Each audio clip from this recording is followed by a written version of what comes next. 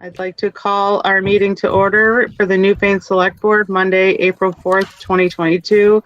I apologize for not being there in person, but battling a cold and didn't want to pass it along. So I'm here via Zoom. And at the table, we have Ann Golub, Katie Johnson-Applin, and Jeff Chevalier. Nice. I think I got it right this time. You did. Good job. And we have Michael Fitzpatrick on the phone. So the first thing is additions and amendments to the agenda. I have one addition, which is to add a discussion of the Williamsville Hall rental agreement. Great. And we should add that into old business after Julia. Sounds perfect. Perfect. Great. Any other additions and amendments to the agenda? Hearing none, I will pass the floor over to Ann, who will introduce our scheduled members of the public. Hi, everyone. Continuing on with our discussion of the Planning Commission proposals. Tonight, we've invited two folks to talk with us. Chris Campany is coming back. Chris would like us to think about one of the ways to envision the future of the town and to think about how to enact or implement the various recommendations that came out of the survey from last year would be to think about a municipal planning grant from the state. So Chris is going to take us through what that would be all about. And then it's going to be followed by Maxwell Vandervliet, who is on Zoom right now. Max is a recent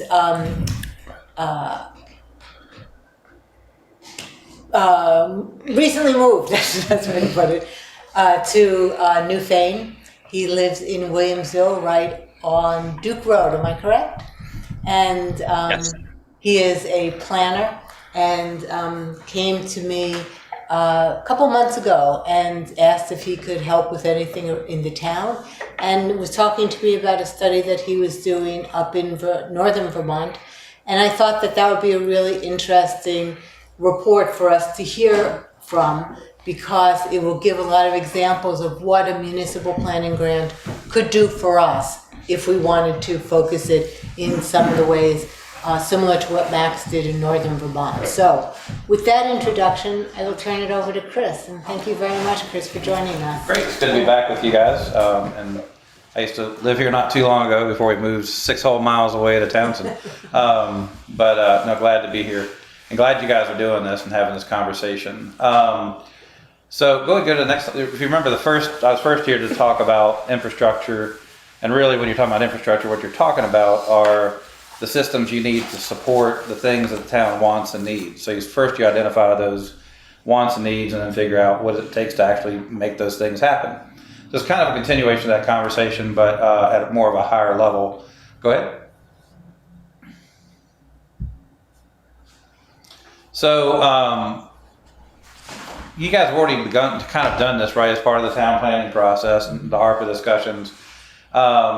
Begin the process with what's wanted and needed, because that provides the context for more technical discussions that follow. And the reason I bring this up is I've worked in a lot of different places, not just Vermont, but other states, and of course lots of different towns in our region and elsewhere.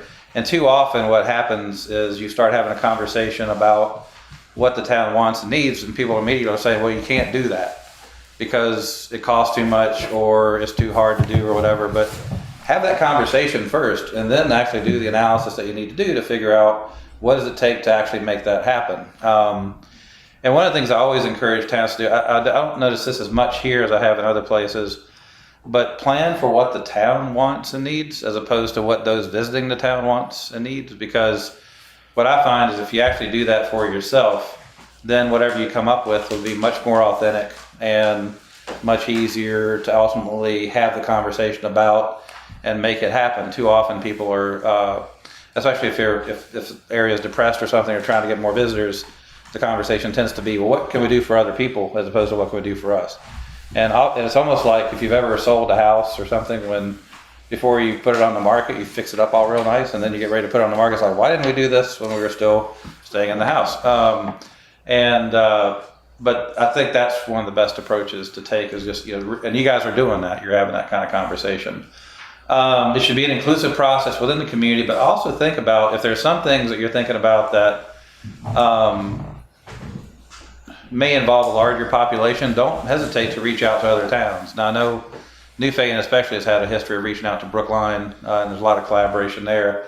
But in addition to the villages in Newfane, it may make sense if you're talking about some infrastructure needs and potentially, like, say you're going to create, and I'm not trying to get ahead of you, but I'm just saying, say you got to hire somebody to help manage something, or you're doing some engineering studies or something like that, there may be an economy of scale that may make things cheaper if you like possibly include West Dummerston too, because it's not that far away, and Townsend as well, and of course Brookline, depending on what you're talking about. It never hurts to just reach out and ask, and we're always available too. If you want to, if you're, for whatever reason you're hesitant about asking directly, we're happy to kind of help broker that conversation. But if you're talking about things like daycare, senior housing, shared staff, or things like animal control, zoning administrator, or something like that, you may want to talk to other municipalities to get them involved. And we can play a role with supporting municipal shared services. That's probably a whole other conversation. But as you're thinking about things, think about what exists now, what's at risk, what's needed, what's wanted, and then what does it take to achieve those goals. So you don't count anything out before you've actually had the conversation about it. Go ahead. So when instead of just talking about infrastructure, I talk about planning for quality of life, or what I like to call people support infrastructure, as opposed to building support infrastructure or something. Because really what you're talking about is supporting the residents of the town. So, you're thinking about walking and biking should be a preferred means of mobility. And think about, more universal year-round accessibility, because different people have different abilities. If you think about it, about half of the people in Vermont, probably more than half, actually don't drive because they're either too young to drive, or they're too old to be able to drive comfortably, or they just made the choice not to, or for whatever reason they don't feel comfortable doing so. And too often, I think we think about what does it take to get, for a car to be able to, we plan around the cars too much as opposed to other people. And I think it's especially the case if you look at how folk walk around in Newfane Village around the different times of year that people tend to be up in age. We have people with different physical abilities. It really is important to think about how everybody gets around. Traffic calming measures, per state rules, oftentimes those things are going to have to be maintained by the town. But again, don't let that stop you from having the conversation about what you want to happen as people drive through the communities, the villages of Newfane. Broadband and cell phone service, I know you guys have had conversations about that, but those are pretty essential these days. I know when I first moved here, there was no cell phone service, and now at least there's AT&T. It may be something else, but that's what I've got. Sufficient parking, including on street, can also assist with traffic calming. Stormwater, I know that's not a particularly sexy topic, but it can play a major role in protecting property as well as water quality, both surface and groundwater quality. Sufficient street lights, street trees, they provide shelter and comfort, make places just more comfortable to walk through and be around. And then design, I strongly encourage folk to think about, especially in this part of Vermont, designing and planning with flood hazards in mind. And for Newfane, as we know, this is a particular risk. We had our second, probably second biggest event since Irene on July 29th. Of course, we've had other more smaller events in the interim. You can go ahead and go to the next slide. But one of the things I would encourage you to think about doing as part of your moving forward are the benefits of conceptual planning of design, actually looking at how what you've talked about on paper and in words, how that might ultimately lay on the landscape. And so this is that co-housing development in Bristol that I mentioned last time I was here. And what I just want to note is that before you got to the actual physical built co-housing development there in that bottom left corner, what it began as an initial sketch like you see in the upper right, and then a more solid concept plan that actually laid out house sites and sidewalks and driveways and that kind of thing. That's a real specific design, but that's usually that is a major step towards helping the community visualize what the intentions are. And the actual process is a process what's called a charrette. It's a really quick design process where you bring in someone like an architect or a landscape architect, and they actually help. Sometimes just right during the meeting, as you have a conversation, they'll do just little quick vignettes, little quick perspective drawings, just to show people, is this what you're talking about? And then people could actually start seeing what you're talking about. Because oftentimes when you're using words to describe something, everybody's got something that, in their mind's eye. And sometimes it's the most beautiful thing in the world, depending on how you feel about it. Sometimes it may be the worst possible outcome. But this way, at least you begin to have the entire community is able to visualize what you're talking about. Go to the next slide. We worked with Putney years ago, back in 2005, on visualizing density. What they were trying to figure out was they did an analysis looking at their rural residential district, and there was very little housing or any development happening in the village, and everything was going out to the rural residential. And that's not what the town plan said they wanted to have happen. So they're trying to figure out, okay, how do we make that happen in the village? This is just a diagram of all the different zones. It's basically an analysis of what's going on in the village. Go to the next slide. And so this slide goes into the history of it, which basically gets into that analysis they did to see, back in 2000, they did the Putney Rural Districts analysis. They discovered that over the last 40 years, most of the development had been out in the rural areas, which, if you think about it, maybe you think, well, that didn't involve much town infrastructure, but it actually involves town roads and a lot more wear and tear on town roads, which that's oftentimes the biggest item in a town budget. And so what they were trying to figure out to do with the Visualizing Density project was, where could they actually have more development within the village to capitalize on? In their case, they already had the wastewater, but then they put in a water system. And so they're looking at what can they do. And you don't have to get into the deep. Go ahead to the next slide, Winata. You don't have to worry about the details of this, but it's an example of what it can look like. Again, it's a fairly simple drawing that begins to show, how new development might lay in the landscape. And again, it just gets everybody kind of on the same page about what might happen. Go ahead and go to the next slide. In this case, it's specifically called an infill plan, basically what can go into already empty spaces. This shows that what might happen if you put actually in a new street, and what kind of development you could have along that new street, and what the character of that street might be. So again, these are fairly straightforward drawings, but they really do help the entire community kind of visualize both what's there and what the possibilities might be. And so this is something that you could do for the existing villages. Look at your infill opportunities. Infill basically means making use of spaces that are not already occupied, or maybe where you have a building that is likely to be replaced. And you'll go through an analysis typically with some kind of consultant support to talk about where it makes sense to do infill development, whether it's flood risk or slope or ledge or other things like that. So it's based on some kind of analysis that grounds it in the practical too. Go to the next slide. Another thing you might want to do, Town of Marlboro asked Windam Regional Commission to kind of help them visualize what their existing. This was back, was it? I think when I 2005. that was their zoning map, but I helped them with this. I think it was like 2012 or so, and they're basically wanting to see what would our zoning get us if you actually kind of built it out.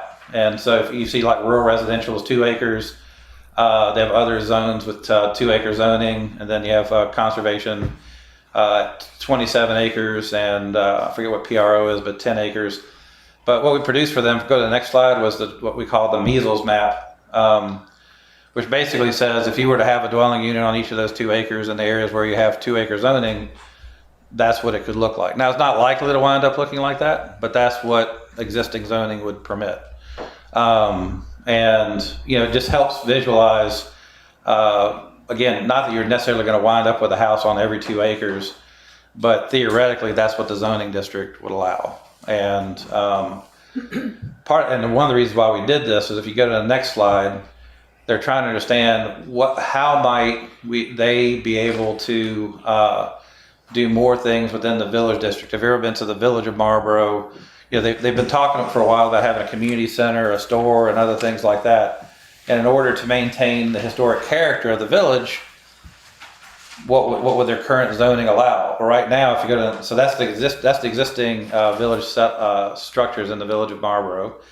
If you go to the next slide, that fell within a 2-acre zone. So all the little yellow buildings you see there is what it would look like if you were to do build out in the village with 2-acre zoning. And if you notice, it's not really in keeping with the character of the village, right? Everything starts getting spread out. Go to the next slide. It'll show what happens if you have 1-acre zoning. So we left the buildings on the 2-acre zones and then plop down. You see the little houses in red. That's what it would look like with 1-acre zoning. And again, it's much more scattered. But if you go to the next slide, if you go to 1/2-acre zoning, see the little blue buildings. That's what it looks like if you have 1/2-acre, and if you were to have like a wastewater or water system to help support that kind of density. And the point of all this, again, is just to show how, how buildings would sit on the land if you took different approaches through the zoning ordinance. The reason I'm showing you this is I always encourage towns to actually create a physical manifestation of what the words in your rules and regs could actually generate on the landscape. And so what do your different zones in Newfane zoning, what could they potentially result in? And even just run dummy permits through the system. I don't mean literally run them through, but I just think about different types of structures, different types of contexts, things that you want, things that in your plan you say you're trying not to encourage, and just run them through your zoning to see what you might get. In different zones where you may be trying to encourage things or discourage things. But this is just a kind of a simple GIS exercise that we went through with Marlboro. We can do this with most any town. Go ahead. And the other thing I'd really encourage towns to do, and especially Newfane, because so many of our villages grew up around water, because for a long time that was a central source of power, right? So go to next. And as we know, Irene was a traumatic event for the town. What this shows is these are heat maps. It's infrared. The red is basically warmer surfaces. The blue is cooler. Go back on it if you would to the blue and that's okay. So the reason why that blue shows up, that was fresh mud.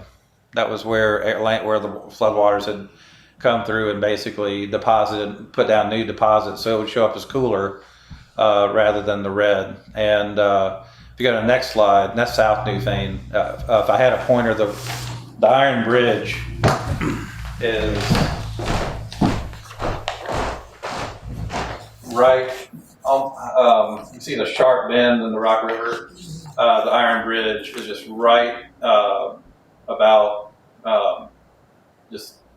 it's just right below that, where you have that sharp bend, just to kind of orient yourself. We have a lot of new residents who didn't necessarily experience that, thank goodness, and then sometimes we just forget. Go to the next slide.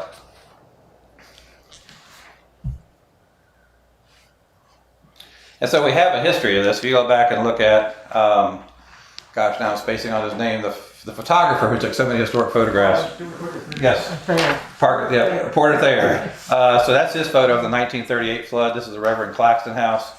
That was the 2011 damage that Irene did. Go to the next slide. And that's what it looked like after it was rebuilt. But it's easy to forget what happens once you get the roads and all back in place. Obviously, there's a storm chute that runs on the other side of that house. I can't tell from that 1938 flood picture if there's a debris jam up against the house or if they just maybe piled some things up. But that house has dodged 2 bullets, and hopefully it will continue to. But it's important to look back at the history of what's happened in these places. Go to the next slide. I'm not trying to pick on South Newfane, but this is the Hagenauer flood house, 1938 flood. Go to the next slide. And if you remember what happened, this was after Irene. Of course, this is after the house was removed. But there's a flood chute that the river tends to cut right through there. and run kind of along the bottom of the ledge there. And it does that historically. And what I would encourage the town to do, and we're happy to help organize this for you if you want to do it, is get like a river engineer and river scientist out. And I would encourage as many people in the public as want to, but certainly the Planning Commission, Select Board, and walk the 3 villages. And and you can go elsewhere too, wherever you want to, but I would say particularly the 3 villages, and just walk through and find out what has happened in the past. You can see signs of it, what's happened and what's likely to happen in the future. And we need to think about more frequent, more intense flooding. If you think about how lucky we were in July and August this past summer, I think it was the wettest 4 summer months. Like June through September, or June through August, on record. The flooding that happened on the 29th was a particularly heavy rain event, but it was on the heels of totally, just constant rainfall. I know the road crews, one of our staff talked to Jay during that period too, is like putting the roads back together almost every day. We talked to road foremen all over the region, and they were exhausted just dealing with water every damn day because it seemed like it rained every day. But if you remember, we had Fred, Henri, and Ida right on the heels of that, and we dodged 3 big bullets right there. We could have had totally horribly catastrophic damage here with our saturated soils and the other, right on the heels of that flooding. If you remember, it went to southern New York and North Jersey and other places, but that could have come here. If you remember, it was originally forecast to hit our area, but instead we just kind of got glancing blows.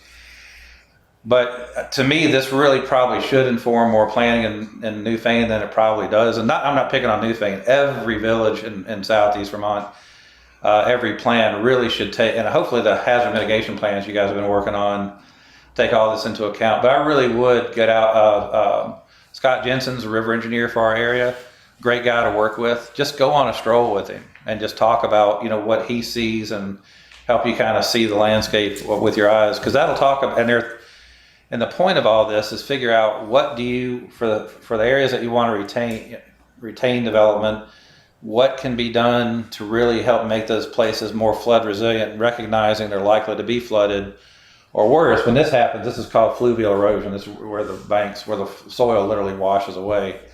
So we're either going to have flooding or erosion. And so think about what can be done from a policy perspective to make those places more resilient. But then to inform like that infill development, potential expansion, and other things, how do you do develop in the future out of likely harm's way, and also not exacerbate the problem by increasing runoff and other things like that. And that will help you create more flood resilient, more future resilient communities. Because you guys know, once you live through this, it's pretty traumatic. And so even if your house isn't damaged, but it just gets really close and scary, then every time it rains again, you just kind of have your heart in your throat and what's going to happen. And that's a hell of a way for people to live. So if you actually have plans and not only things that you can do on the development side, but then also on the planned response side, it'll really help you, I think, plan for not only the wants and needs, but then also just, anticipating, frankly, what we know is going to happen. It's not anything that you want to think about. I think sometimes with flooding and all, it's almost like when you get that question at the ATM machine, do you want to know your current balance? And you're like, no, I really don't want to know my current balance. But this really is something I think as town officials especially, you have to think about. I know that people talk about property rights and everything else, but it's really important, I think, for people to understand what the risks are. Next slide. This is a quote I like. Available futures are not just those that we can passively forecast, but those that we can actively create. They're futures which should not simply happen of themselves, but which can be made to happen if we meanwhile adopt wise attitudes and policies. Next slide. So again, and there are other things that you can do, like we actually work with Conservation District to have flood tables. We can bring a flood table in, set up right here on the floor, or set it outside on the grass, and just show you this. You can, with these flood tables, you can do things like, here's an example of what happens around an individual culvert, but you can also model what happens with a river or stream. They're really a great example to kind of show the science and physics of water moving through a landscape. Next slide. So Vermont Municipal Planning Grant Program, there's a lot of things that you can do with it. The FY22, I'm just sharing the rules with you because the FY22 rules, we don't know what they're going to be for 23, but they've been very similar year after year. So each municipality can submit one application per year. The maximum grant amount is $22,000 with a $2,500 minimum grant size for individual municipalities. And then if you go do a consortium grant for multiple municipalities, you can go up to $35,000. All applications are required to provide a minimum cash match of 10%. And this is a typical timeline, usually late summer, the online application process begins. The applications are not terribly complex, but you want to think about them ahead of time. To apply for a municipal planning grant, the select board, even if it's the planning commission that proposes it, the select board ultimately has to agree to it, so a resolution has to be passed. So you just need to figure that out into your own internal process. This isn't one to do at the last minute. So basically late summer, so if now's a great time to just, if you want to apply for this planning grant, just start thinking about what your targeted project might be. And you've got plenty of time to do it. And then when the time comes, you'll be ready to develop the application. The deadline for applications typically is right around Halloween. And then in December, they announce the awards. And then the projects basically run for 18 months, starting with that following January. Go to the next slide. They are almost always are projects that promote Vermont's historic pattern of compact settlements surrounded by working farms, forest, and open space. So, and they almost always give priority to designated centers. So, in the case of Newfane, you're talking about your designated villages. That's almost always the case. And projects that demonstrate financial partnership with outside organizations or propose a local match that exceeds the minimum match are considered to have a higher levels of community support. So I would, it is getting more and more competitive. More and more towns are recognizing the need to compete. They basically break it out into, depending on, there's a formula that they use. A certain amount of money goes to each region, not to regional commissions, but just is available to towns in that region. And so there's competition within the region when the state reviews the proposals. And then if there's funding left over, which oftentimes there's not, but if there's funding left over, a region collectively may get a bit more money, but don't bank on that. Windam Regional Commission, we're happy to help you with the development of any application, whether you want to hire us to do the work or not. We don't care. We just want to help you develop the best proposal you can. And we'll usually send out a reminder that the municipal planning grant program's open. But what we ask is that you not wait till the last minute because if we have like 10 applications we're helping 10 different towns with, we can't jump on it just last thing. And so on the slides there, you can also just Google Vermont Municipal Planning Grant, and you'll get to the information that you need. Now, what I propose was kind of if you want to do this kind of project where you're visualizing what some of the town's plans and goals are, that's probably not Windam Regional Commission. That would be more like a landscape architecture firm or design firm to kind of help you with that. But we can certainly help you draft up the proposal. We'd be happy to do so. But if there are other things you need to work on, like zoning, kind of more typical planning, we can do that municipal planning grant work. Like I say, whether you use us or somebody else, we're happy to help you with that application. And that's it, I think. Thank you so much, Chris. That was amazing. Sure. Forgot about Angela's disembodied voice. Sorry. That was very informative and really a wonderful presentation. And now we have Anne to introduce our next speaker. Right, actually, why don't we just spend a few minutes going through questions specific to Chris before we go on to Max, if that's okay? That sounds good. Will you handle the people that are in your audience? And I will. Are there any questions here? If not, I've got some.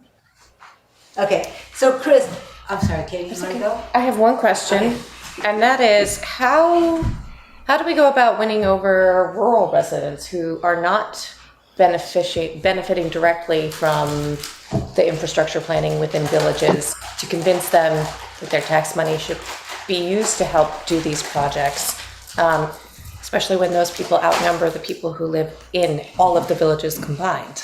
Well, I think part of it is you need to just have that open conversation. They may not agree, and that may just be the fact. But I think you have I remember I had the flu at the time, but I came through I was a bad boy. I came to the meeting anyway. Planning Commission had a great session down at the fire department where we'd help suggest this. I think, like, lay out different maps of the town, have people kind of show what things they love about the town, what things they'd like to see improved. And it was a broad array of folk coming down, and I think one of the top priorities that came out of that wound up being village water and wastewater. And it was not just, village people at that meeting, I don't think. I mean, it was pretty well attended. I think you just need to have the conversation. One of the things, and it's a great question, because one of the conversations I encourage towns to have, and we can offer to facilitate conversations, with just being agnostic on it, is have the conversation about what is the role of the village in your community. What is Newfane without its villages? What would Newfane be if your villages were to decline? And some people still won't care. Mm-hmm. Another thing too that you can look at in terms of, for the villages, for the most part, it would probably, most of the burden of, maintaining those systems and all would apply to the users, but the town would need to be involved in it too. But another analysis that you might want to do is, what is the average cost per resident of maintaining your road miles over time?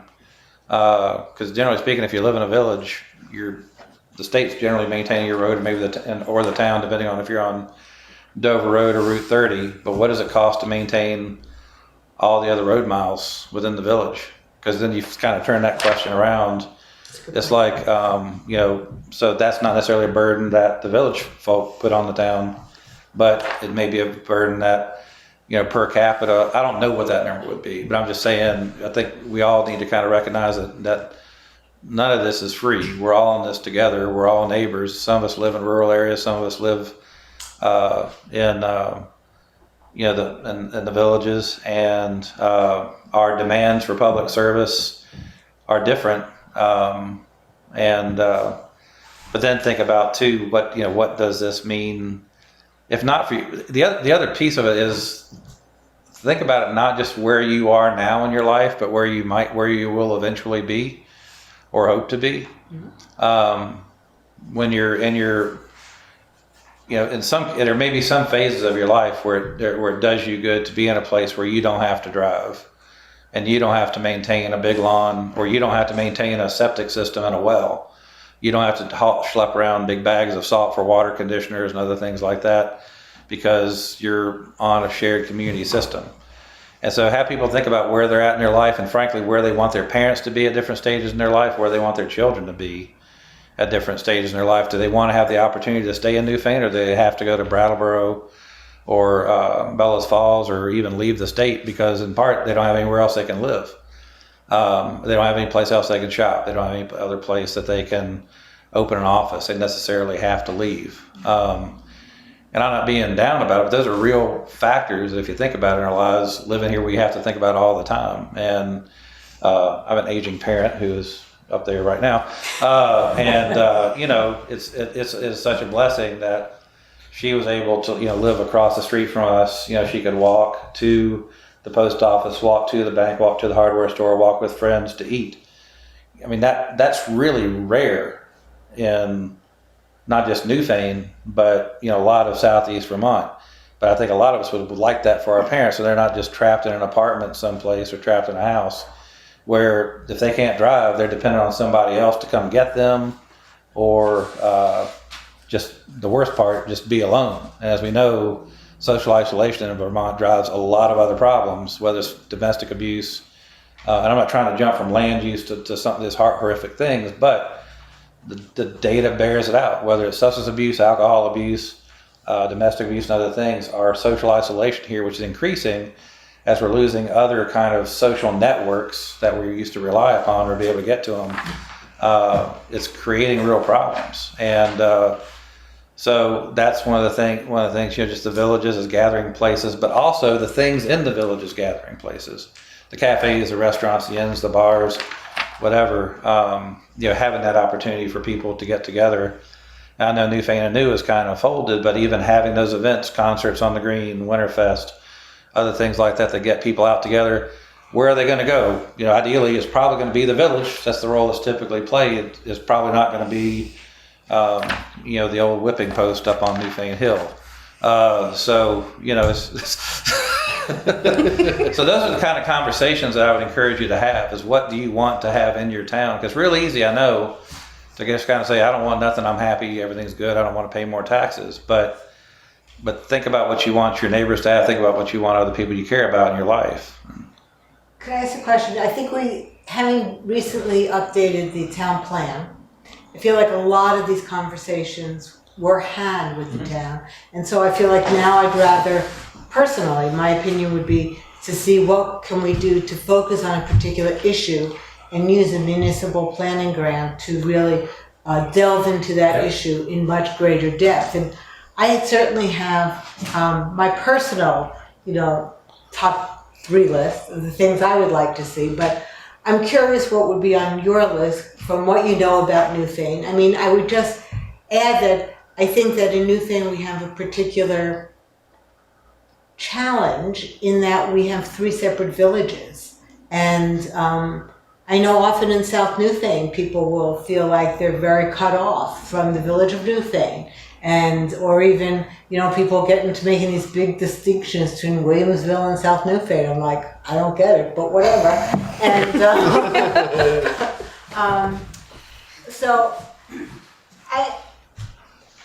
from your presentation, it really came out very loud and clear to me, which I have to say, even though I live in South Newfane, and even though I moved here the week that Irene hit, great timing, I wasn't thinking about the issues of the river and the resilience probably the way I should have been. So clearly that would be, if I were to ask you for your top 3, I'm guessing that's probably number 1, if not one of the 3 for you.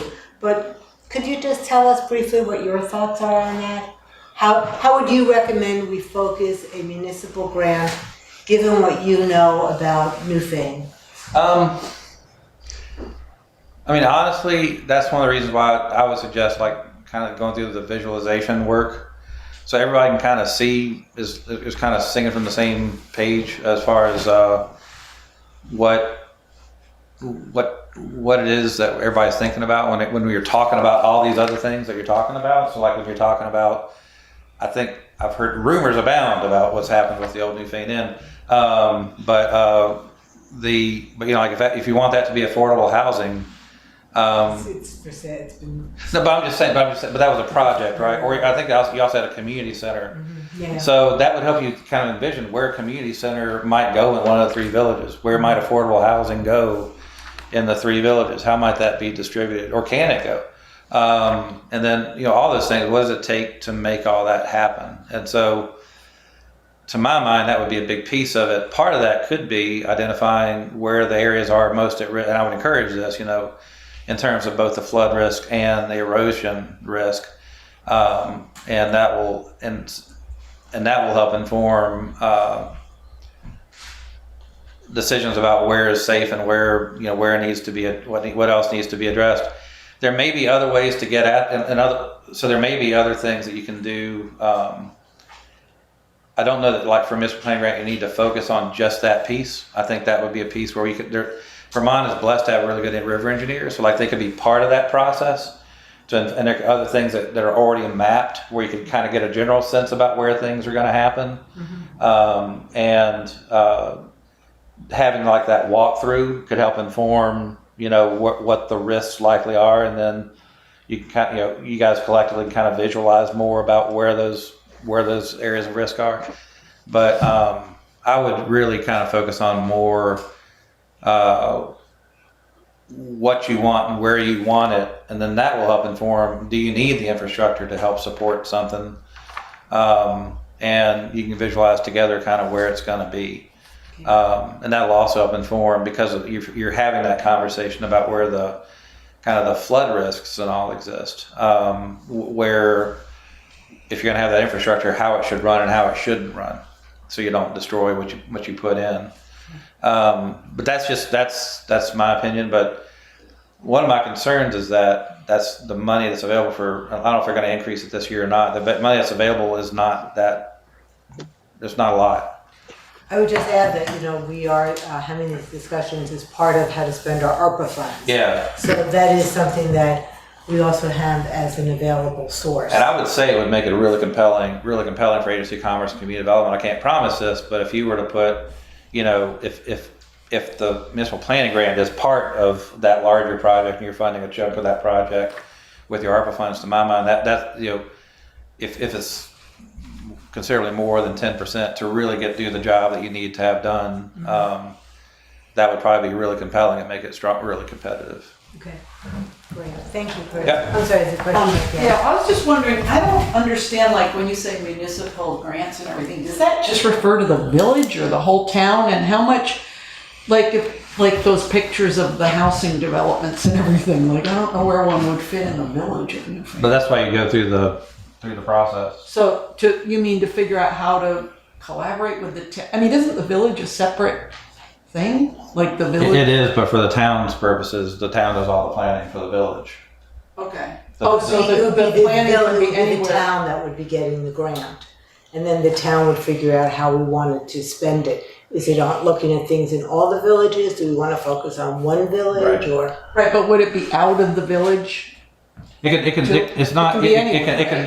look at how you could potentially expand. Absolutely. I mean, Okay, that's all. I would let the conversation and and logic and everything kind of take you wherever it goes. Right.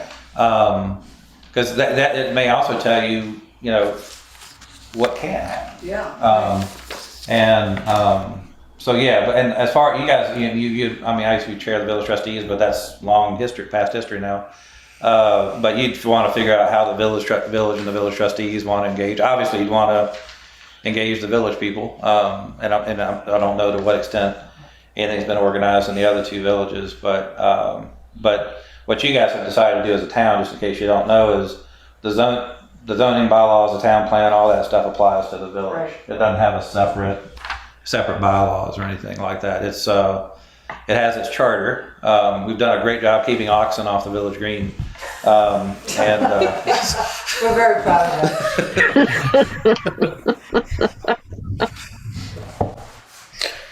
I think it's something about playing stickball and travel rights of way too. But it actually, it's funny. The charter actually gives the village trustees the power to install sewer and water systems. But Angela, I don't know that you guys want to take that on. That has not been a topic of conversation yet. Are there any other questions for Chris from anyone either on the phone or here in the room? Yes. Are there other state or kind of obvious sources of grant funding that could tie in for this study of things? This is a good kickoff. There are other ones, like there's what's called the Better Connections Grants that looks at how do you connect different areas of a community, especially the designated centers, to something else. So I know this is a third rail, but I'm going to touch it anyway. Let's say you wanted to have a conversation about how do you actually extend the West River Trail through the village, and then how do you connect the other villages to the West River Trail. That's probably too big in scope, but a Better Connections grant would apply to that. I know that's a difficult conversation to have, but just use that as an example. Or if you're to try to have a conversation about how do you better connect Williamsville and South Newfane by some kind of, bike ped connection, that would be a good one. On the wastewater, we talked about that last meeting. There's actually a grant that you can get through the wastewater program to actually plan that specific infrastructure, but this would be what you would do. It can be concurrent, but I would encourage you to that analysis that we talked about at the last meeting, about kind of, where could you possibly have a distribution system, what's that kind of looking at the status of your existing water and wastewater capacity and that kind of thing, you could certainly do that concurrently with a municipal planning grant. But as far as like actually designing a system, there are other grants for that for both wastewater and water. There are some other. There's this crowdsourced program where if you're doing a specific project, let's say you wanted to plan I think this would qualify as hypothetical. Like, let's say you want to plan like a seasonal ice skating rink on part of the village green during the winter or something. I think it's almost like a match. I'm trying to remember. It's not better. They got used better in every grant program, it feels like. But there's another program where you can kind of crowdsource those kinds of projects that the state has set up. And then there are lots of other grants out there. Chris, I'm just, Small if you don't mind, yeah, just sure. because we could talk endlessly about grants. I know there are so many. Hi, Kate. I didn't realize that was you there.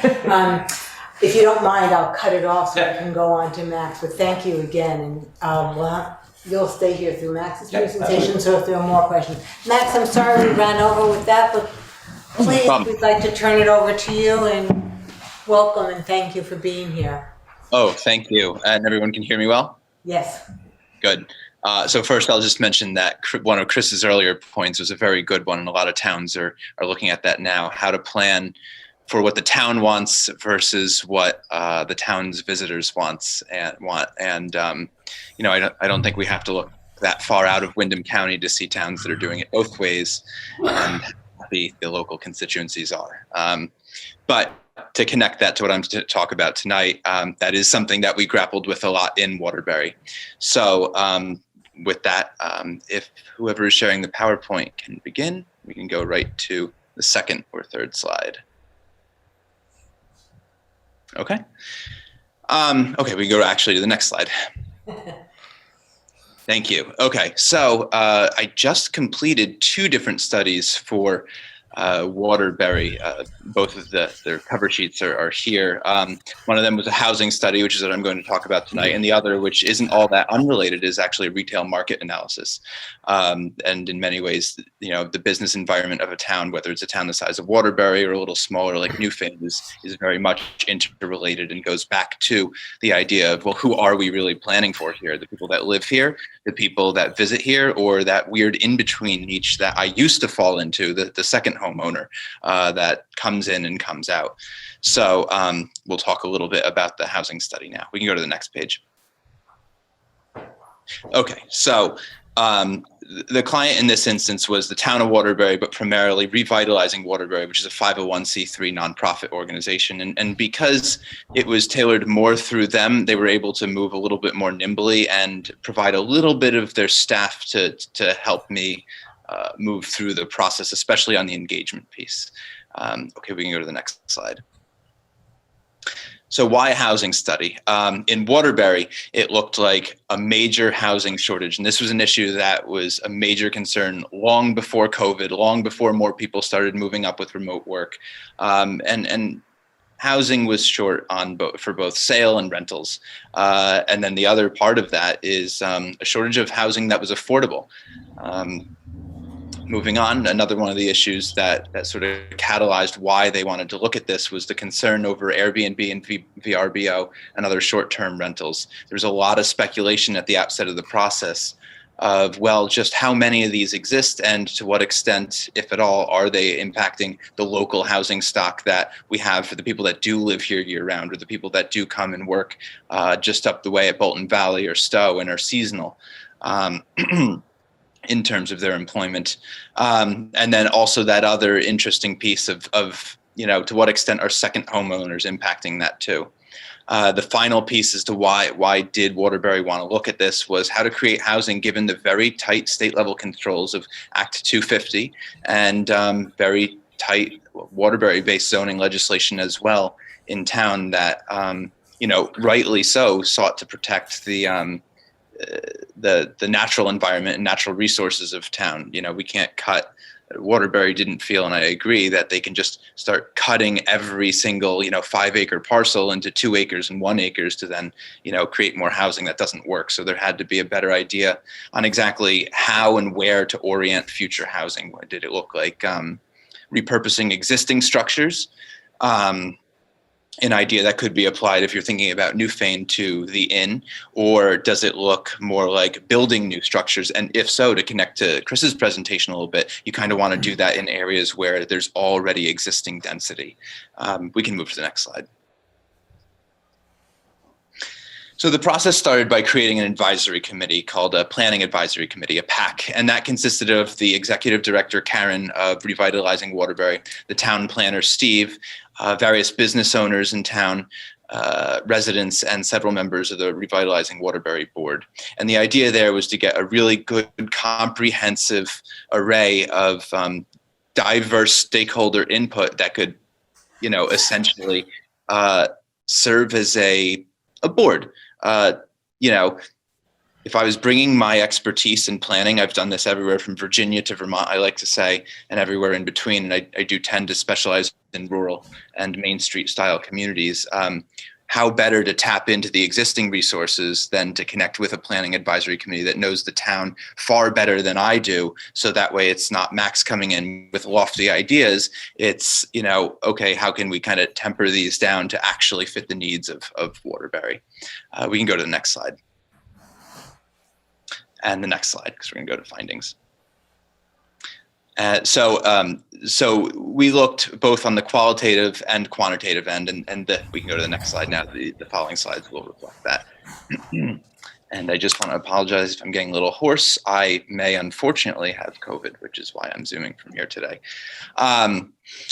So the qualitative piece of this looked as a lot of in-person engagement, and I know that this has been tried multiple times before in a diversity of settings, but you really have to double down with this piece. Whether it was back when I was a private firm in New York or working for the city of New York, the stakeholder engagement piece never got its required attention. It was always pardon my language, a half-assed aspect of all planning practices.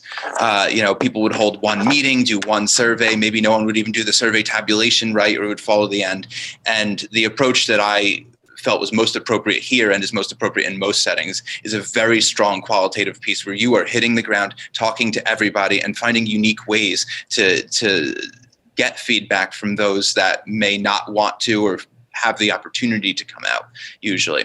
So some of our engagement on this looked like in-person surveying, and that was in person both the summer and fall. This was a 9-month project, went a little bit over, but we wanted to definitely encapsulate the 3 seasons of Waterbury, much like in Newfane. There's really only 3 seasons. And so we were there in person surveying, asking people, we were there on Stowe Street and Main Street on Saturdays. We were there on weekdays at different hours to really get as much of the community input as possible. And then we did the same thing, obviously, with the digital distribution end of this. Revitalizing Waterbury, the nonprofit, has their own giant newsletter, which had a good reach, and they submitted links to our digital survey. It was distributed in the local newspaper, and then physical copies also in the senior center, local businesses, and social media. And we got a pretty good, robust amount of participation. In addition, we did hold a couple town hall events, and those weren't quite widely as attended, but it was something to supplement the majority of it, which was in surveying. And again, we did this in summer and fall to reflect, the different people that were there, because at the end of the day, you do need to take into account a little bit those that are seasonal owners. Do I feel that they should get the exact same weight as individuals that live in town full time? Not quite, but they are still members of town, and in many cases, they actually do want to participate more than not. You go to the next slide.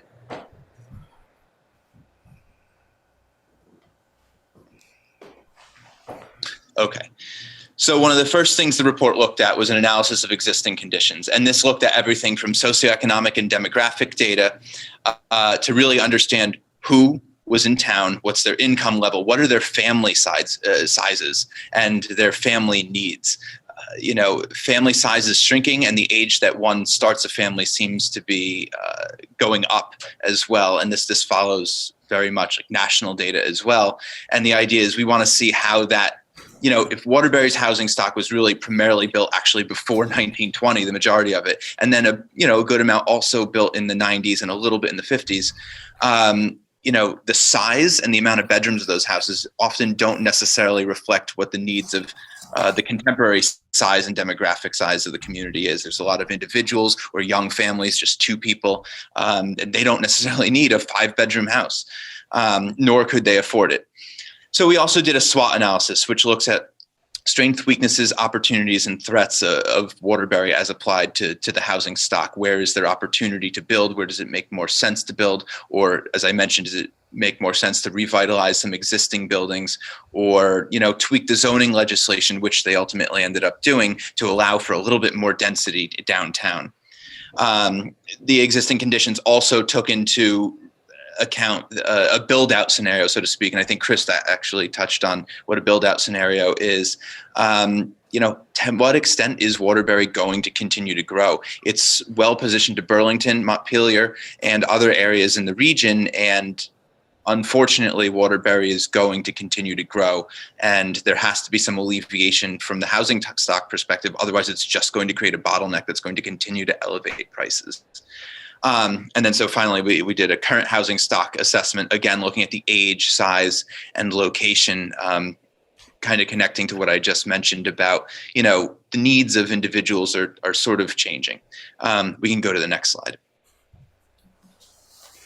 So then we looked at a review of the state and local zoning legislation. And what we largely found was that the downtown Waterbury district, and I forget exactly what it was called, but the zoning legislation should have been and ultimately was amended to allow for higher density downtown. It just makes more sense to orient more housing down there where a lot of activity already is. Waterbury, a town like many others in Vermont, really prioritizes their natural resources, open space, et cetera. And so it just doesn't make quite as much sense to just start taking a big parcel and lopping it off into smaller parcels to then build new housing developments. I know we do have one of those actually in Newfane, but and once in a while that could be a legitimate way to go about business. But preserving the natural environment and the natural resources is paramount in Waterbury, as I would imagine it is in Newfane.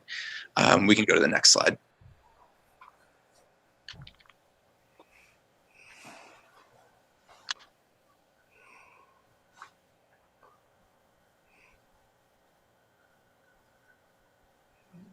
You there, Max? Oh, there it is. Yep. Sorry. Okay. It was just a little lag time on mine. Okay. So one of the more interesting things we did was we looked at MLS data, and I did a comprehensive review of all homes and properties sold in 2019, 2020, and 2021. And that's one of the reasons it ended up getting delayed, because some of the 2021 data didn't come out until a little into the new year. And it's on one of the later slides in the presentation, but what we saw is between 2019, which is largely a year pre-COVID, to 2021, the average median home price went up by $98,000, which is a tremendous amount in 3 years. And that represented approximately, I think, 34% increase in property values in Waterbury. And that just exacerbated, obviously, the issues that were already in town with regard to affordability and size prior to COVID and the amount of people moving up since that time. There were a lot of other findings from the MLS data too, which was in a report which I did send to Anne, which may have been distributed, and if not, I can send along as well. We can go to the next slide. So we did, because this was by far the most contentious element of it. We did a short-term rental analysis. We conducted a review of all short-term rentals in Waterbury. One of the shortcomings of the study, due to time and a little bit funding, was that it really only looked at Waterbury. And what it should have done, if there was a little bit more time, was it should have looked at Stowe and Waitsfield and all the other adjacent towns. Because to Chris's earlier point, many good points he made, is that, in rural areas like this, the town boundaries don't necessarily define the issue boundaries. And, the insane amount of Airbnbs operating in 15 minutes north of Waterbury and Stowe has a major impact on the housing stock in Waterbury, and that reciprocity exists throughout a more localized region rather than the town boundary. And that's something that I think all future studies should really look at there. how to look at it in neighboring and adjacent towns. And, this portion of the report really culminated in the identification of an amount of short-term rentals operating, which was actually lower than people thought. And then sort of a delineation of, okay, how many of these are really rustic 3-season cabins or a yurt in some case that really probably aren't going to be lived in by a young family that's starting out, that's looking to be a full-time resident, versus how many are not. And then the rest of the matrix took a look at how many of these can realistically be converted to annual rentals. The majority of these Airbnbs were studio 1 and 2 bedrooms. And as it turns out, I think 90% of the needs, as stated from our significant amount of in-person polling and outreach and surveying, 90-something% stated they are only looking for studios, 1 bedrooms and 2 bedrooms. And it seemed like a really good match. And then so the idea was, well, how do we connect some of these short-term rentals with transitioning them to full-time residences? And there was a bunch of recommendations in the report. I don't think it's in the scope of a town to prevent Airbnb as much as maybe I would personally like that, and maybe some of you as well. But there has to be some incentivization from a non-policy from the town level. And that was in the report, how to sort of encourage and incentivize some of the existing studio 1 and 2 bedroom Airbnbs into annual or at least 6-month rentals. We can move to the next slide.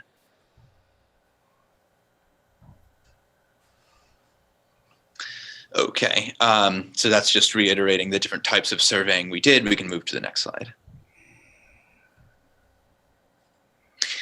So part of the other study that I did, which is a little bit relevant here, was a zip code study. And we did this once during the fall and once during the summer. And that's a 10-day period where every business in town registered the zip code that every transaction at that business occurred.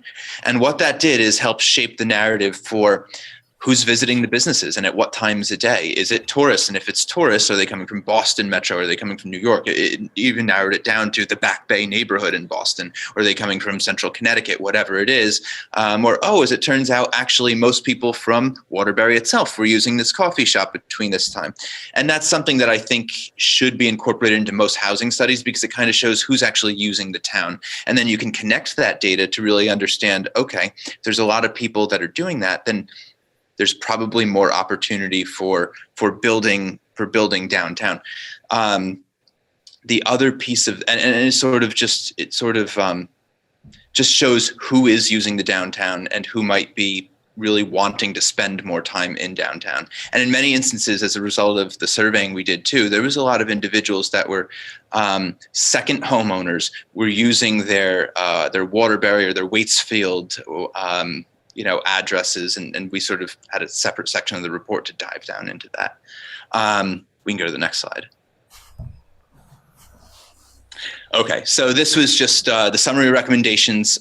That was, I think, about 7 or 8 of them on the left, and some of the fast facts, which were some of the largest, most compelling takeaways. And as I said, $98,000 plus, approximately 30%, the uptick in home sale prices between 2019 and 2021. Interestingly, there was only 51 short-term rentals operational in Waterbury, which surprised even me and certainly everyone else in town. But again, I think the larger piece of that should it be reapproached in the future is to, well, how many were in Stowe? How many were in Waitsfield? And connecting that piece from a more local, regional perspective. 0.3 on fast facts was one of the most significant I've ever seen. The percentage of housing survey participants who felt repurposing existing structures was most appropriate way to create more housing in town. That is the most I've ever seen a unification behind a single way. And the other choices there, so you all know, was, build new on rural land, things that are seemingly obvious no's, to convert existing 5-bedroom homes like an old Victorian into 3 apartments, like the one in back of the Newfane market, actually, as an example. And then underneath that, 33 is the number of short-term rentals that can easily and very inexpensively be converted to year-round use. And then there was a whole build-out scenario of how to connect those owners with funds from the town to do that and maybe incentivize them.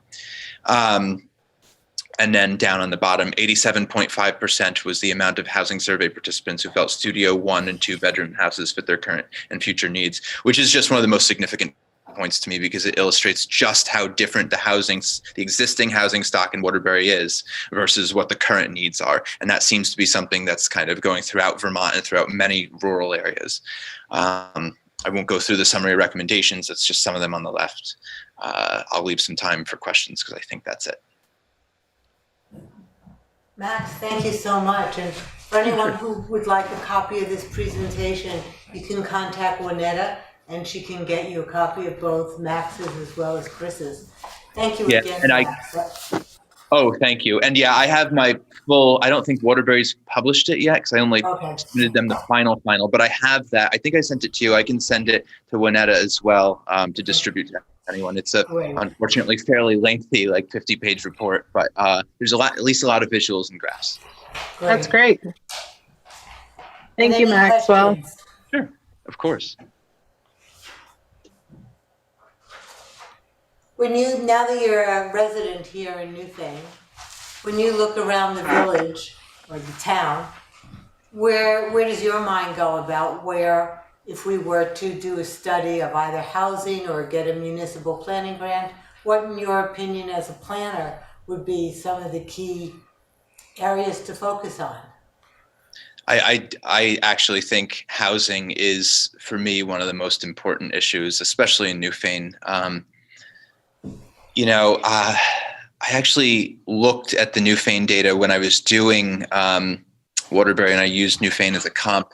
And I think that instead of in Waterbury, that the median housing price went up $98,000 between 2019 and 2021. I remember doing the numbers and seeing it was like 60,000 just in Newfane. And that's a significant amount considering that the average home price was, I think at that time, 200 and something. I mean, that is a lot of money. And I think that it's really worth looking at how to plan for more housing. But again, looking at it from a perspective of, okay, let's include Brookline and Townsend, West Dummerston, and kind of looking at it from that perspective. I think that's the most important thing that Newfane could and should be doing. Obviously, centering it in actual downtown Newfane.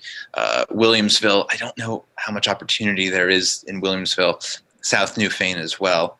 The things that were obvious for me, and I think it just went under contract, was the Village Treehouse Inn or the Treehouse Village Inn, right? I mean, that could have really nicely been converted to apartments. The spaces there. It's already a higher density property anyway, because there's some stables out back that were converted into a home. There's that other white structure on the property that's a second home. And I think there's another one as well on the property. And it just makes sense in a place like that. So you really got to look at it from that perspective. But I think housing is definitely something that, Newfane really, really starts to need to look at, and not just how to repurpose existing structures like that, but, if we are going to build, where is the most judicious place to do so without impacting the things that we all really, really love, the open space, the environment, and that sort of thing. I think we can all agree on that point, that we really need to look at housing for our community.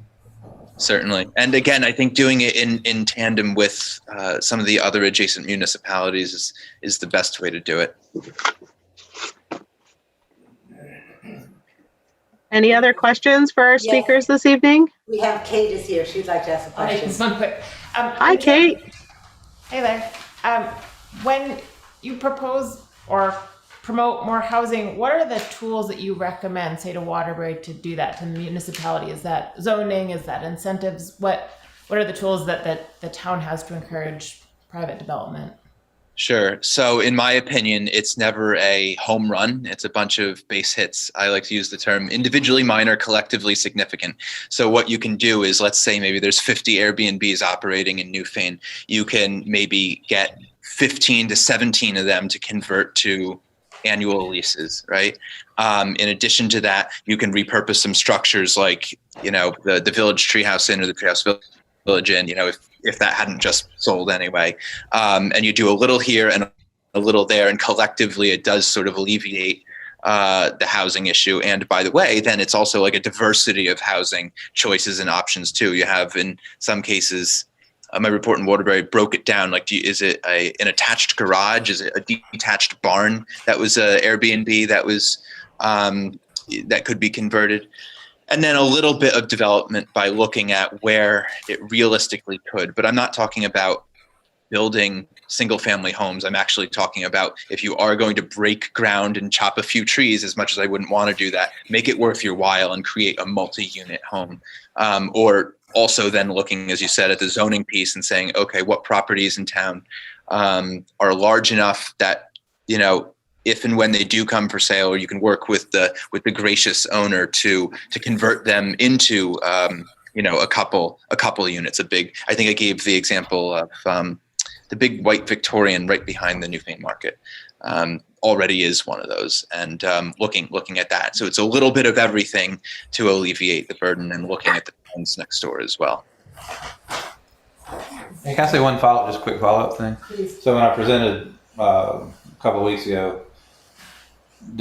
went into a fair bit on housing, and one of the things that we can think about too is that within like the three villages, a lot of our homes are so large, especially when you think about like the home connected to the barn, you can actually create multifamily housing, housing at scale, significant housing that fits right to the village context, because so many of our structures are already so big. So kind of get to your point, like there is actually some opportunity, whether there are some vacant lots or redeveloping even of existing homes, but then like continuing it back. One of the biggest challenges again is going to be to get affordable housing at scale. You need to maximize the number of units because of material costs and to make the most out of that land. And the other challenge is going to be the water or wastewater infrastructure to support it.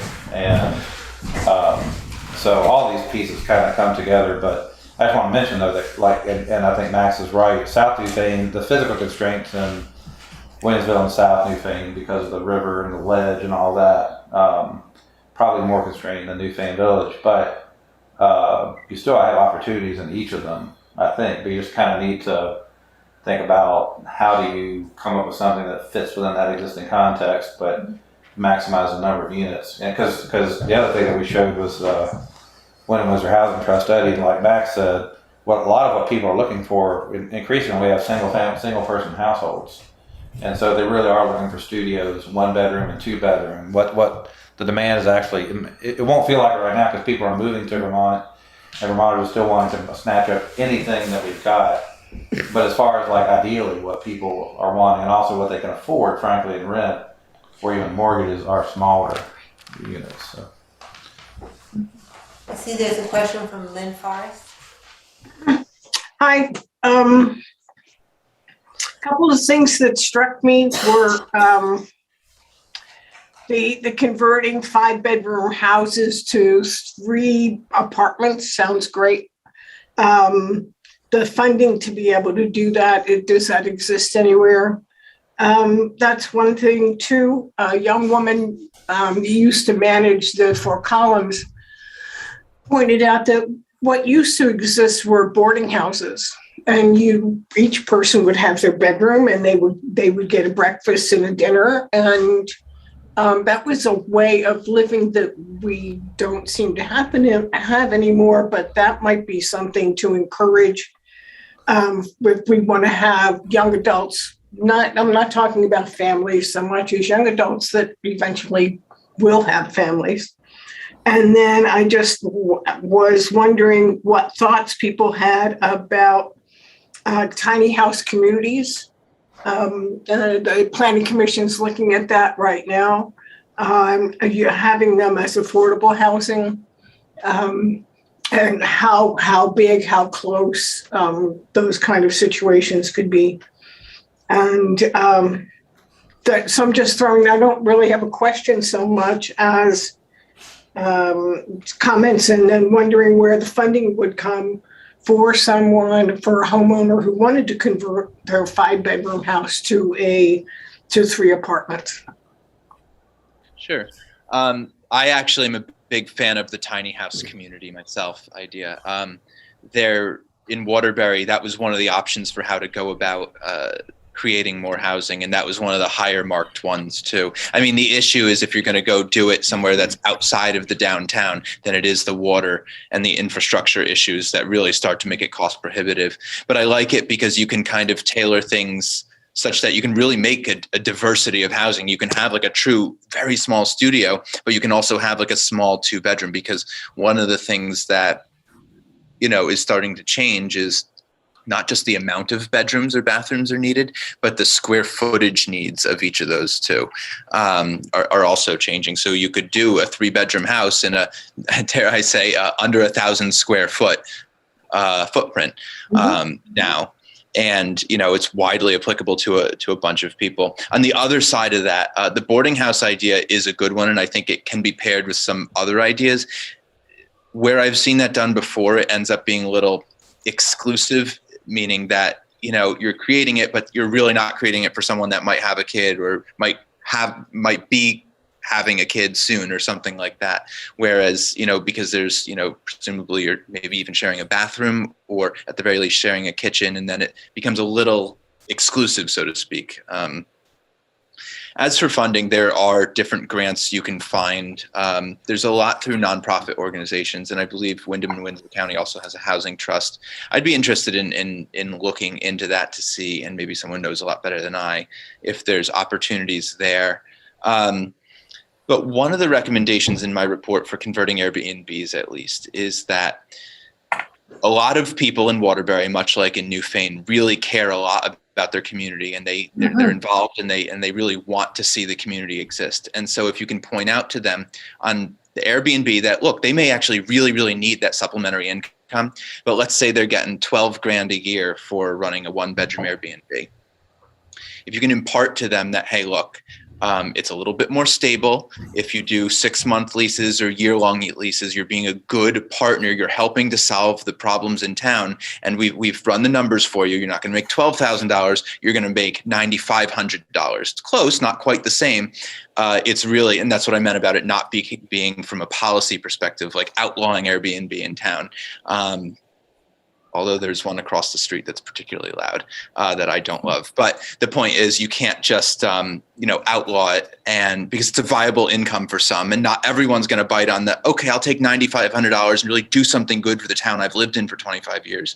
But some people will, and maybe there's a little bit of funds available to help them build that out. That could be something the town does explore, whether it's through incorporation of a 501c3 nonprofit organization or something different. And that's the way that I would go about it. Thanks.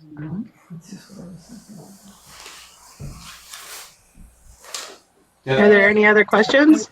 Lynn, the other thing, we did a 3-part series on housing during the summer. If you look at if you go to our website, you'll find our community development page. And the first one was with Windam Windsor Housing Trust. And what they'll tell you, by all means, reach out to them. What they're going to tell you is they need to do affordable housing at scale. That's probably like 20 to 25 units minimum, because that's how they get the price down to like 325, 350,000 per unit. And the first thing they're going to say is, do you have water and wastewater? Because they can afford to do that. So I have reached out to them when there's a lodge in between Newfane, and it's in Newfane, almost to Townsend, and I contacted them and also the federal government about making those into apartments. And they're in this weird space where they're too big and too small. The other thing just to pay attention to, we'll see what passes out of the legislature, but there's a big focus on housing. So after this legislative session, see what's available out there. Right. Mm-hmm. Yes, last question, I think. With all this housing stuff, is there anything like tax breaks that are given to people that want to say, okay, I'll make my 10-bedroom house into 5 apartments? I mean, would there be an incentive tax break that would come with that? That's actually a very interesting question. I don't know, because I don't really know the federal area of that. I would tend to think that there's probably not, unfortunately, but that would be something for further research for sure. That is a good one to reach out to Housing Trust about, because they advise on those kinds of the programs that the state would have. So they could tell you. Okay. I've kind of lost track of the ones for like refurbishing existing homes and the tax breaks there, and then conversion. It's just, there are a lot of different things out there. I just don't Well, know there's how so many easy for they are. land use and all that. I thought there might be for houses too, but. No, there's more out there for housing now probably than land use, but it's just, can you access them? What are the qualifications? And a lot of them require that you be in growth centers, like a village or something. You know, I think some of the problem here with your affordable housing is I mean, your state's got so damn many mandates on us. When you do it, just like you're all talking about maybe taking that 5-bedroom house and make it into 5, 6 little apartments. When you do something like that, I think you'll trigger the whole thing with the state. And that's all going to be all state inspected. You're going to have firewalls. You're going to have this. A lot of them will probably make you do sprinklers. I mean, the whole affordable housing stuff, between what the state makes you do for Act 250 and everything else, you can't hardly do affordable housing anymore.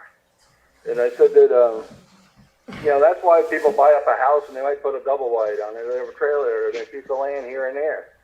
I mean, most of our rights have been taken away from us through the state.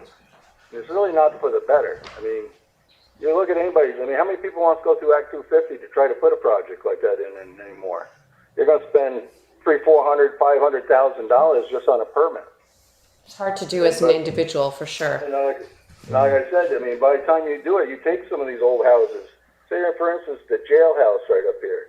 You could put, you know, 10, 15 units in there if you really wanted to. If you could just go along and do it. But when you go through that whole state guideline and all the permits you're going to need to get that, it's not affordable anymore. And I said, even like this ARPA money, I mean, we've been talking about on it. I'd like to know what we can actually do with this money. I mean, besides doing all this, I mean, it's all great to look at sewer systems and all that. I mean, we should have probably done this 40 years ago when it was a lot easier. It's just like I heard Katie say, well, how would it benefit us? But, you know, you take, like, for instance, like Dover. They had to put that sewer system in. They wouldn't have had half of that. And that made everybody else's taxes cheaper because then they got development in there. But, you know, I think a lot of that stuff today's world, to put a treatment plant in this town and make it to really work, you're looking at, you know, hundreds of millions of dollars probably, you know, to do something right. Just with engineering and all that, I mean, the money that we've got from this ARPA wouldn't even be a drop in the bucket for it, you know. I'd like to see what we could spend this money on. I mean, can you take and help the businesses that are here now maybe to grow a little bit and do stuff for better things for some of the things that are already here? You know, at one time, I mean, I've grown up around Newfane all my life. I mean, there was 5 gas stations or so right in the town. There was all kinds of different things down through here. I mean, we didn't have to leave town of Newfane to fill your car up, you know. But, I mean, it's, you know, a lot of things have changed, and a lot of that was state mandates. I mean, I wish we had a little bit more control of ourselves. Well,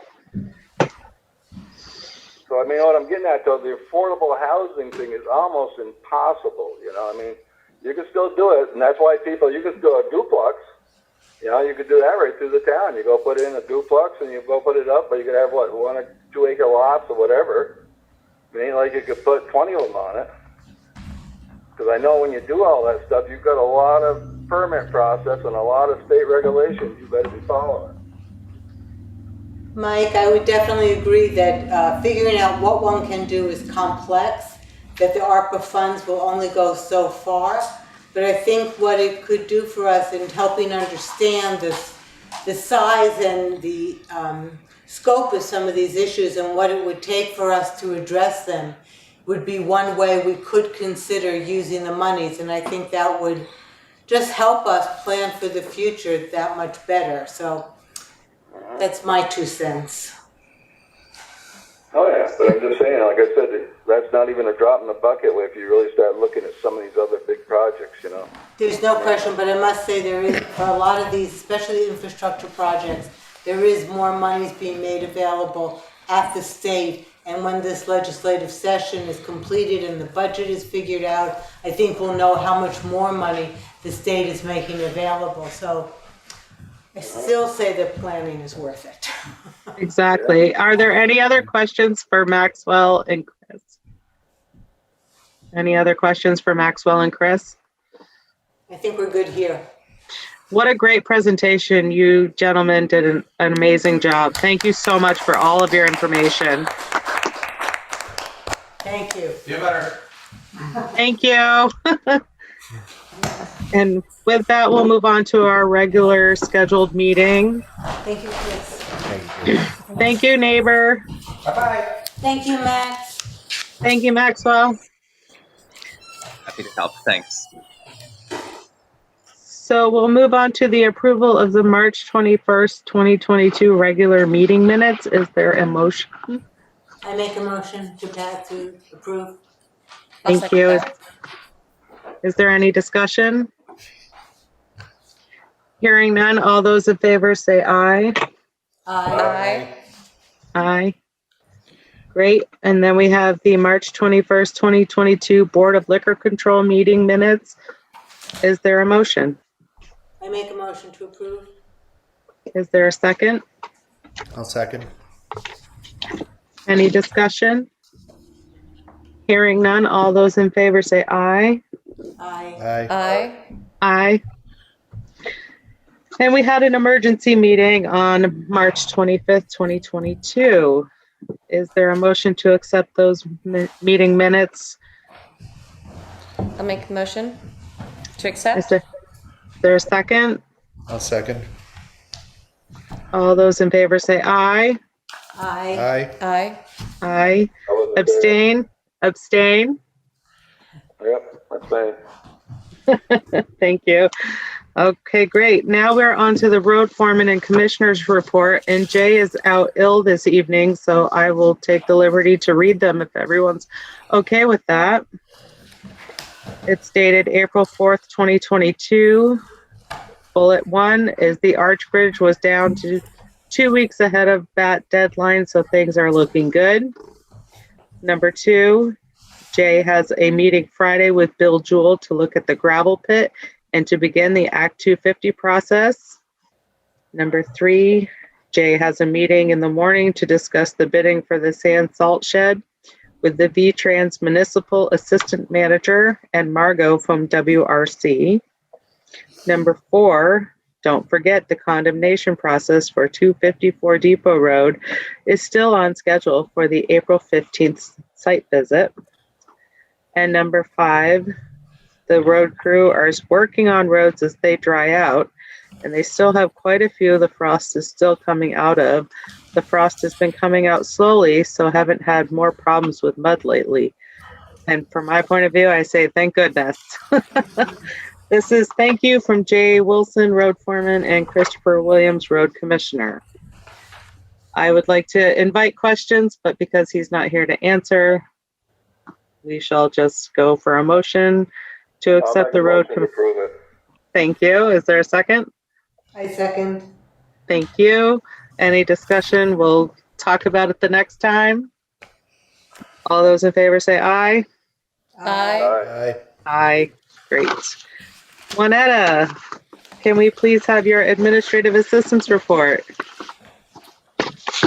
Thursday morning, I completed the second VLCT, Vermont League of Cities and Towns training for new and returning select board members. The third and last training is on May 11th, and it will cover some legal and effective meeting procedures. I've been working with Wendy Wilson at Windam County Sheriff's Department. She was able to provide the ticket report from July 2021 to March of 2022, which I included in your packet this evening. Windam Solid Waste Management District is applying for federal funding to expand their food waste composting program. They have reached their permitted capacity. Newfane can help benefit the application process by submitting a letter of support for their expansion. This application process needs to be submitted before April 21st. Would this be something that the select board can consider supporting? And then Mary Sargent is part of the Morris Dancers. She called today asking for permission to dance on Sunday, May 29th at the Memorial Day weekend on the Newfane Common. I have included her email for your consideration, and this would be part of closing off the road for traffic. And then as an addendum, I had an email and a phone call from Patrick Kitching for Be the Change for the Newfane Pollinator project that we discussed last fall. He's looking to see if the town is willing to go forward with that. And it would take up to an acre of land. In your packet under his email is several locations that the town owns that we could consider using. Some of it was done because of the flooding that occurred in Irene and the most recent one in 2017. Okay. So we'll start with their motion to accept the administrative assistance report. I'll I make a motion. And Second it. Mike second. All right, now we're ready for discussion. I'd make a motion, we give the dancers permission to use that again. It would be just the roadway. They would have to contact the courthouse to get permission to use the common. Yeah, well, that's what they usually do. It's in the roadway. They block it off right there between, West Street and the 4 columns. yeah, so that's what they usually do. It's right in the road anyways. Right. Right. Is there a second to Mike's motion? I second. Any discussion on that motion for the Morris dancers? Hearing none, all those in favor to allow the Morris dancers to use that part of the roadway on Sunday, May 29th, 2022, say aye. Aye. Aye. Thank you. And Juanetta, you'll contact her and let her know? Yes, I will. Great, thank you so much. What about the Windam Solid Waste Management District? Yeah, I have questions about that. Go for it, Katie.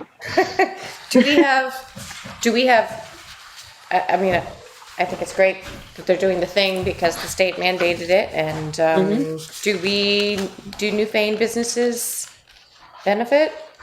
Do we benefit? Or most people benefit doing their own compost at home? So I'll read the letter real quick if you'd like. Where it goes. I'm sorry, I couldn't hear you, Mike. I said, most anybody, when you're doing your composting and the garbage guys, they pick it up from you. And I believe that's where most of it goes, Right.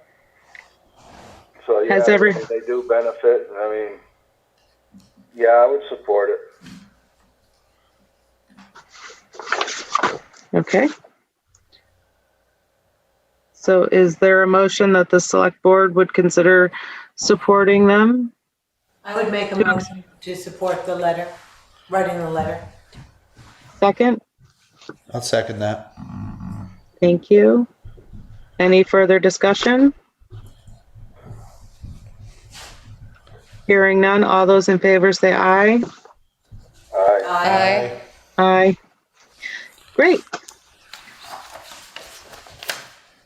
And The guy using a piece of land, what was that for now? I was just going to read his email. Slower? What's that? We couldn't hear what you said. I said, what was the other thing she read off about the guy wondering about the pieces of parcels of land that he sent around? Oh, that's for the B. We'll get, I think, I would suggest if we could just hold that, that would be the next item to discuss. But I just wanted to say, who's gonna write this letter for the waste management? And is this something that, Winetta, you could see if they perhaps have a form that we could use? Yep. Fantastic.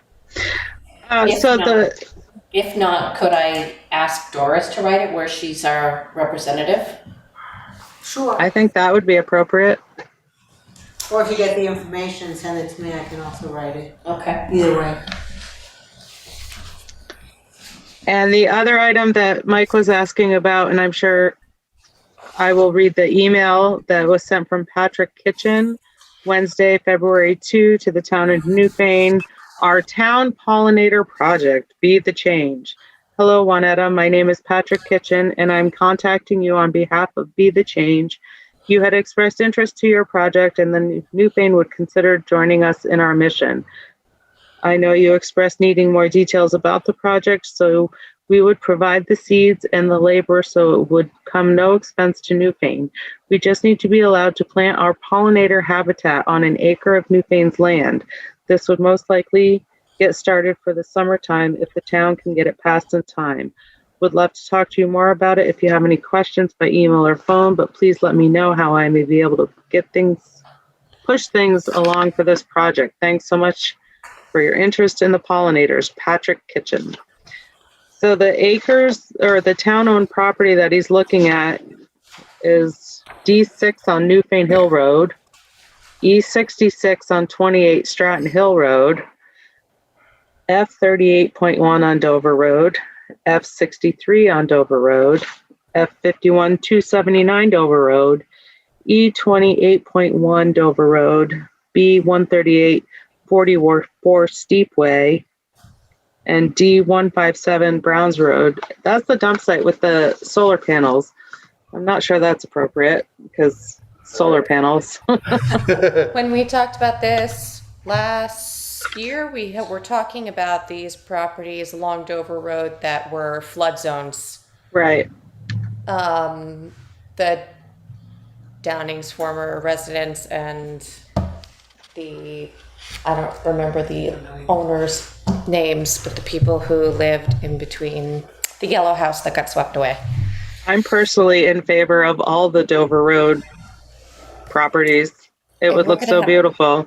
And people would see it, whereas some of the other sites would not be seen by general motorists going through our town. It would be beautiful. It would be a good use since we can't build on that land. Because Right. of the flood True. potential. Yeah. It would be beautiful. I love it. So may I ask for a motion that they go ahead and plant the seeds for this pollination all along Dover Road? I'll make a motion. I'll second that heartily. Any further discussion? Dan? I would just say. Thank you're you. not gonna- Even if you think someday the town might develop the Steepway Road or that Stratton Hill property, this won't stop that from happening. And the bees don't care about being on the side of the road. In fact, they might even be happier not by side of the road. So why not just let them do as many of those parcels as they want to? Absolutely. I just think the only one that they should not go onto is where the solar panels are at the dump site, unfortunately. Okay. Otherwise, go ahead and plant seeds, right? Yes, really. Would this be something that we could put out for the town, the people in the town, to communicate with them if there are more sites or more people want to open up their land Oh, sure. to contact this organization? It would I would certainly be worth telling the next door neighbors if they use any herbicides or insecticides, Right. because that will be a weird dead zone. Melissa? Hi. So Hi. I was just curious. Is this like attracting and bringing in a bunch of bees? Pollinators at large, yeah. Yeah.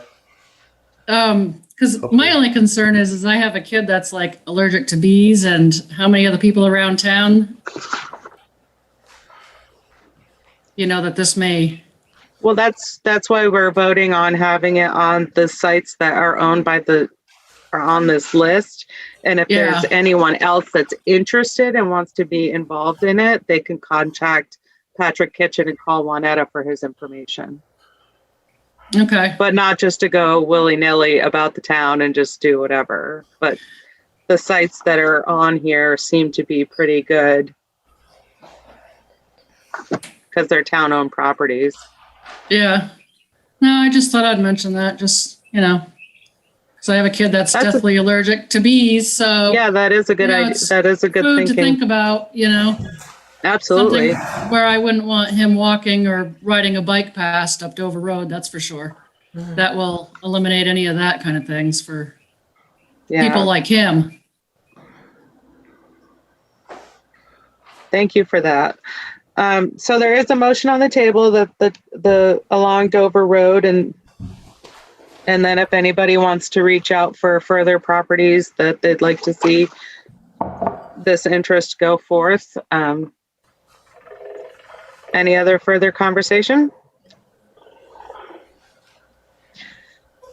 Melissa, do you still have a question? No, I don't, but I don't know how to lower my hand. Fair enough.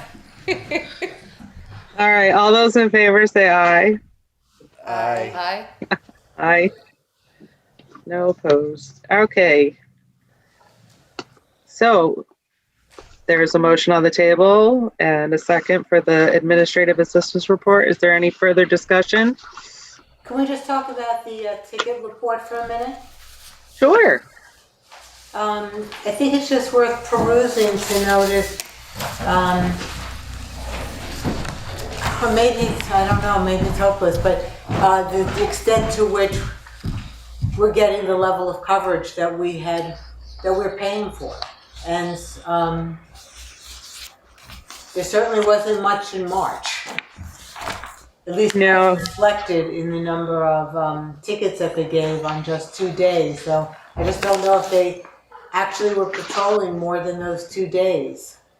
I agree with you, and I think it bears sitting down and looking over every month when we got reports to see where we're at before we discuss anything further with the sheriff's department. Okay. Shall we, is there at least two of us that would like to sit down and go over these reports and figure out where we are at? I'm happy to do that. I have time to someone else. I could do that. Great. So if you guys would like to set up a meeting time, and Juanetta could get you the reports that have started from last July 1 to present, to go over hours that have been done and hours they have submitted, that would be fantastic. And then we can look at it with what you come up with. Does that sound good to everyone? This is only telling the picture of the tickets they gave, not the hours that they patrolled. So Right, but every month when they send their bill out, they send a report of what they've done. Yep. And I'm not sure if, we'll have to see if that's an accurate representation of what's been sent every month.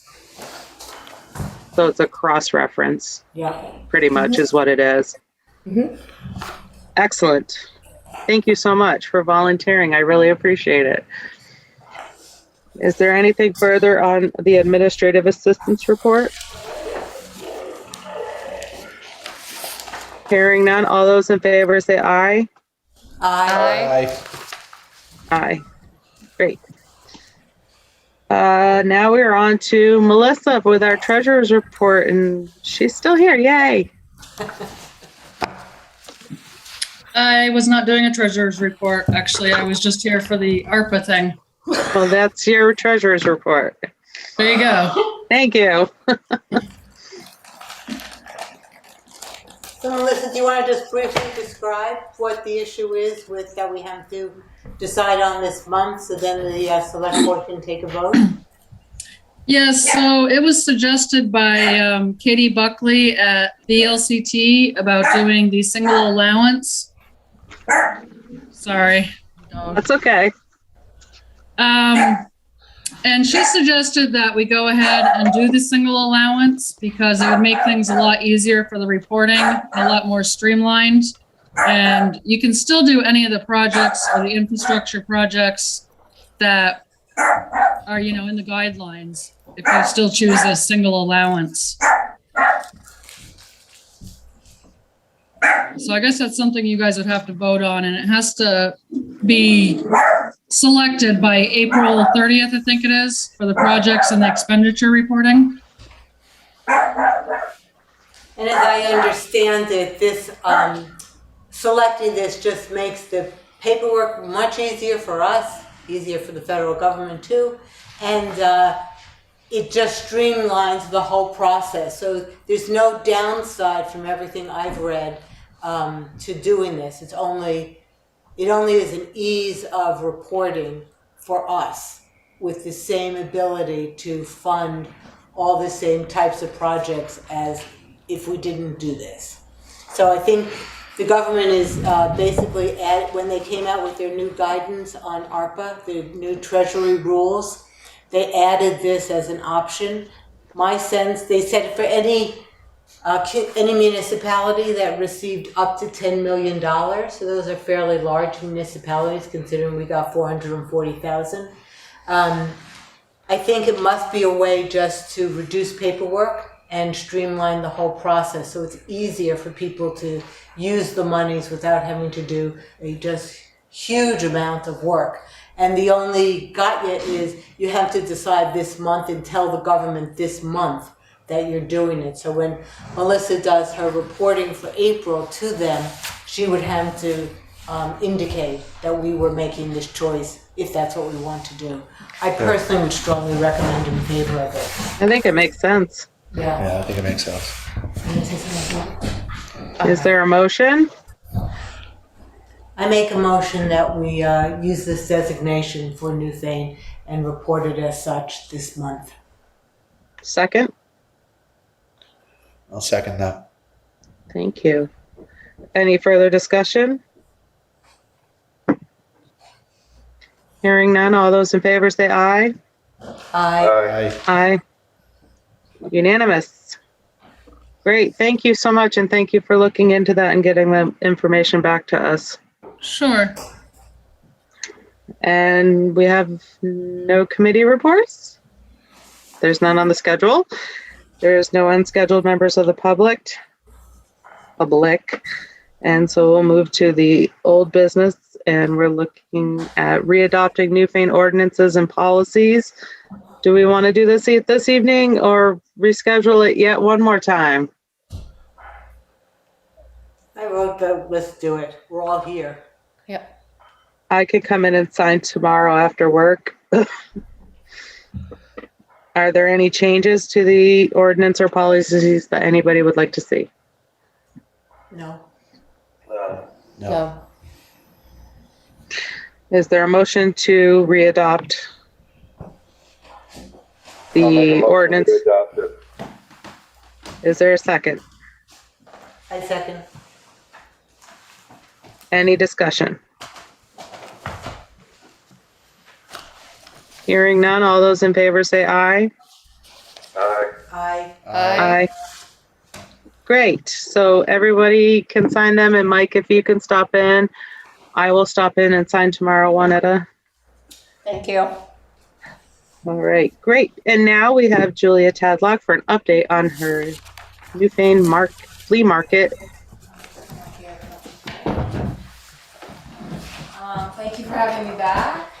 I just want to say again, thank you for allowing me the opportunity to present last week, and since then that gave way to many more opportunities for conversations with folks in the community, including the Planning Commission last week, and I had some one-on-one conversations with people in that committee as well as other community members.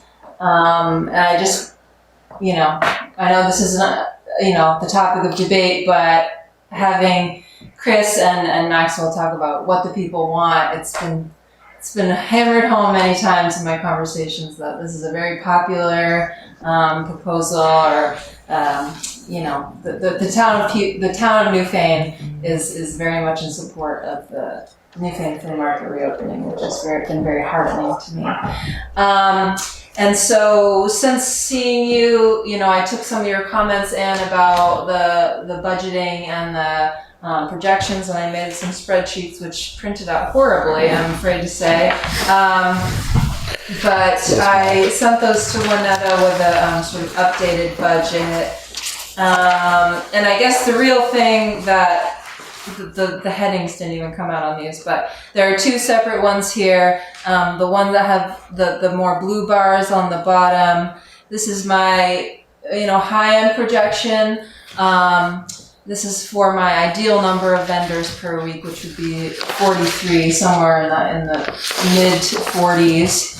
And the other one is for if we get less than that amount, 30 being sort of the minimum that I can foresee attending. And the charts here really show that, with the conservative projections, I'm coming into the black some time around late July.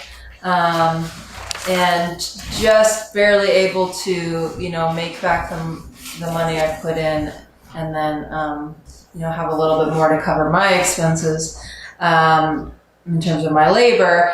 And then with the ARPA funding on the low end, you can see that it's all in the black.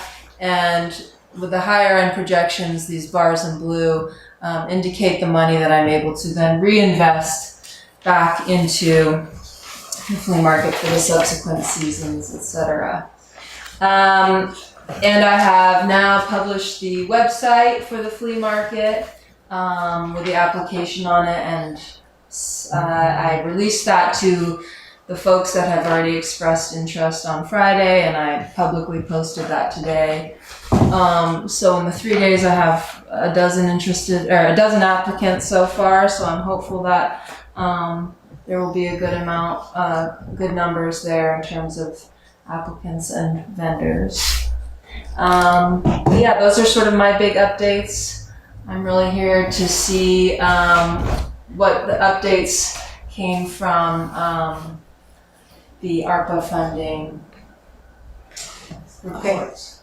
I contacted the Kate Buckley, who's the person at VLCT that we work with on ARPA, and asked her whether or not we are allowed to spend the money on this project. She said yes, but she said she suggested we connect you with someone from Brattleboro Development Credit Corporation. I don't know if you've been in touch with them. I have. I contacted them a couple of months ago, actually, and sent them a proposal and sort of my bare bones business plan, and they said, we'll get back to you, and I never heard anything back from them. I would recommend trying them again. Okay. Because what Kate was saying is that they can connect you with both the business support and funding through a variety of resources that they have available to them.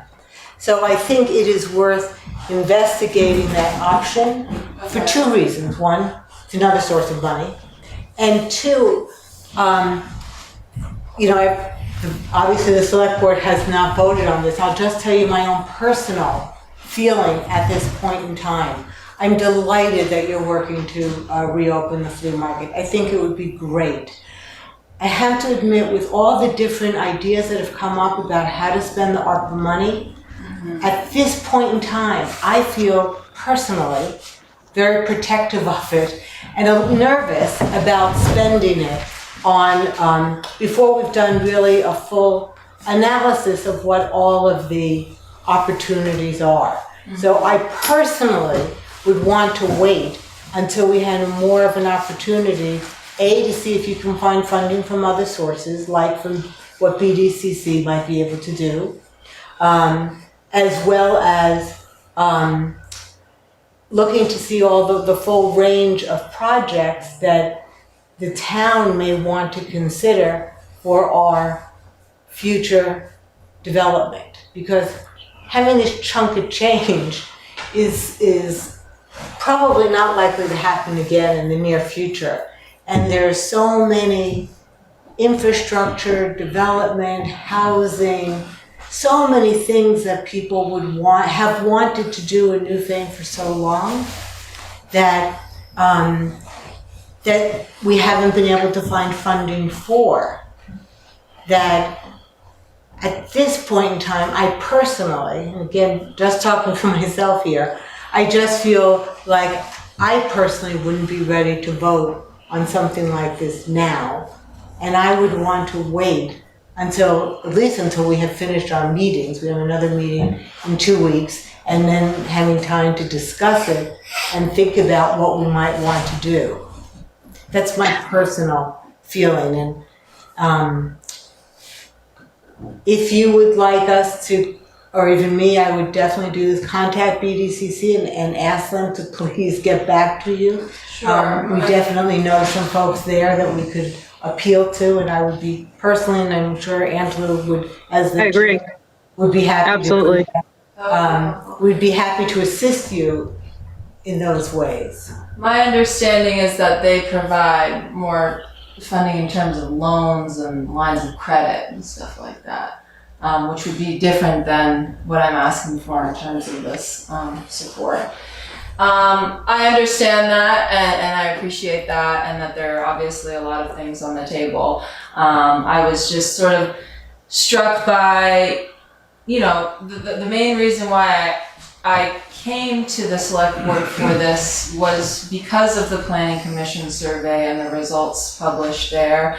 I was also, kind of struck, I was in conversation with Ken Eastley, and he, provided me some materials that specifically said that the ARPA funds are, one of the 5 categories on one of the graphics was, for artists and small businesses and craftspeople. And also, I think the 4th one was for generating these events and meeting places and sort of community-centered happenings. So my feeling is that, well, obviously I'm biased, but I feel that it's a very appropriate use of these funds, and in the bigger picture, a pretty small ask. But obviously I appreciate your standpoint there.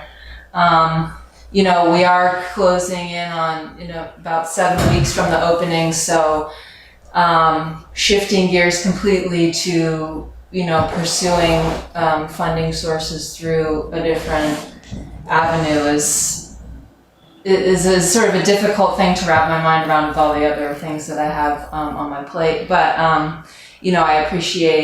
I appreciate any contacts there, and I think it's been definitely about 6 weeks since I've heard from them. So that was my experience.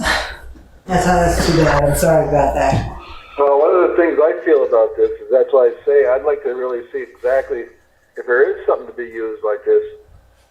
Like I said, I think that's an excellent thing to use it for, because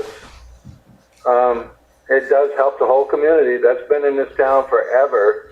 And I said, just like these little concerts and stuff like they have on the common, that's nice there, but it might be nice to have something down at that end of town once in a while too. You got a lot more room and whatever. I mean, I think anything we can do to promote some business, that's why I'm asking about some of this money.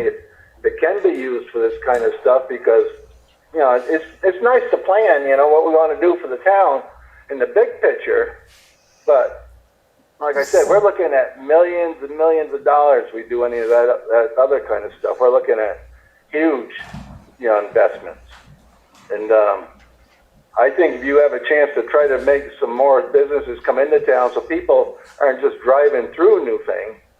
I mean, look at one of the things I talk to people all over, New York, Connecticut, everywhere. And it's amazing how many people, when they hear Newfane, will say, about the flea market or the fiddling contest. The fiddling contest. Back in the 70s, and stuff like that. It's, that's what they remember about Newfane.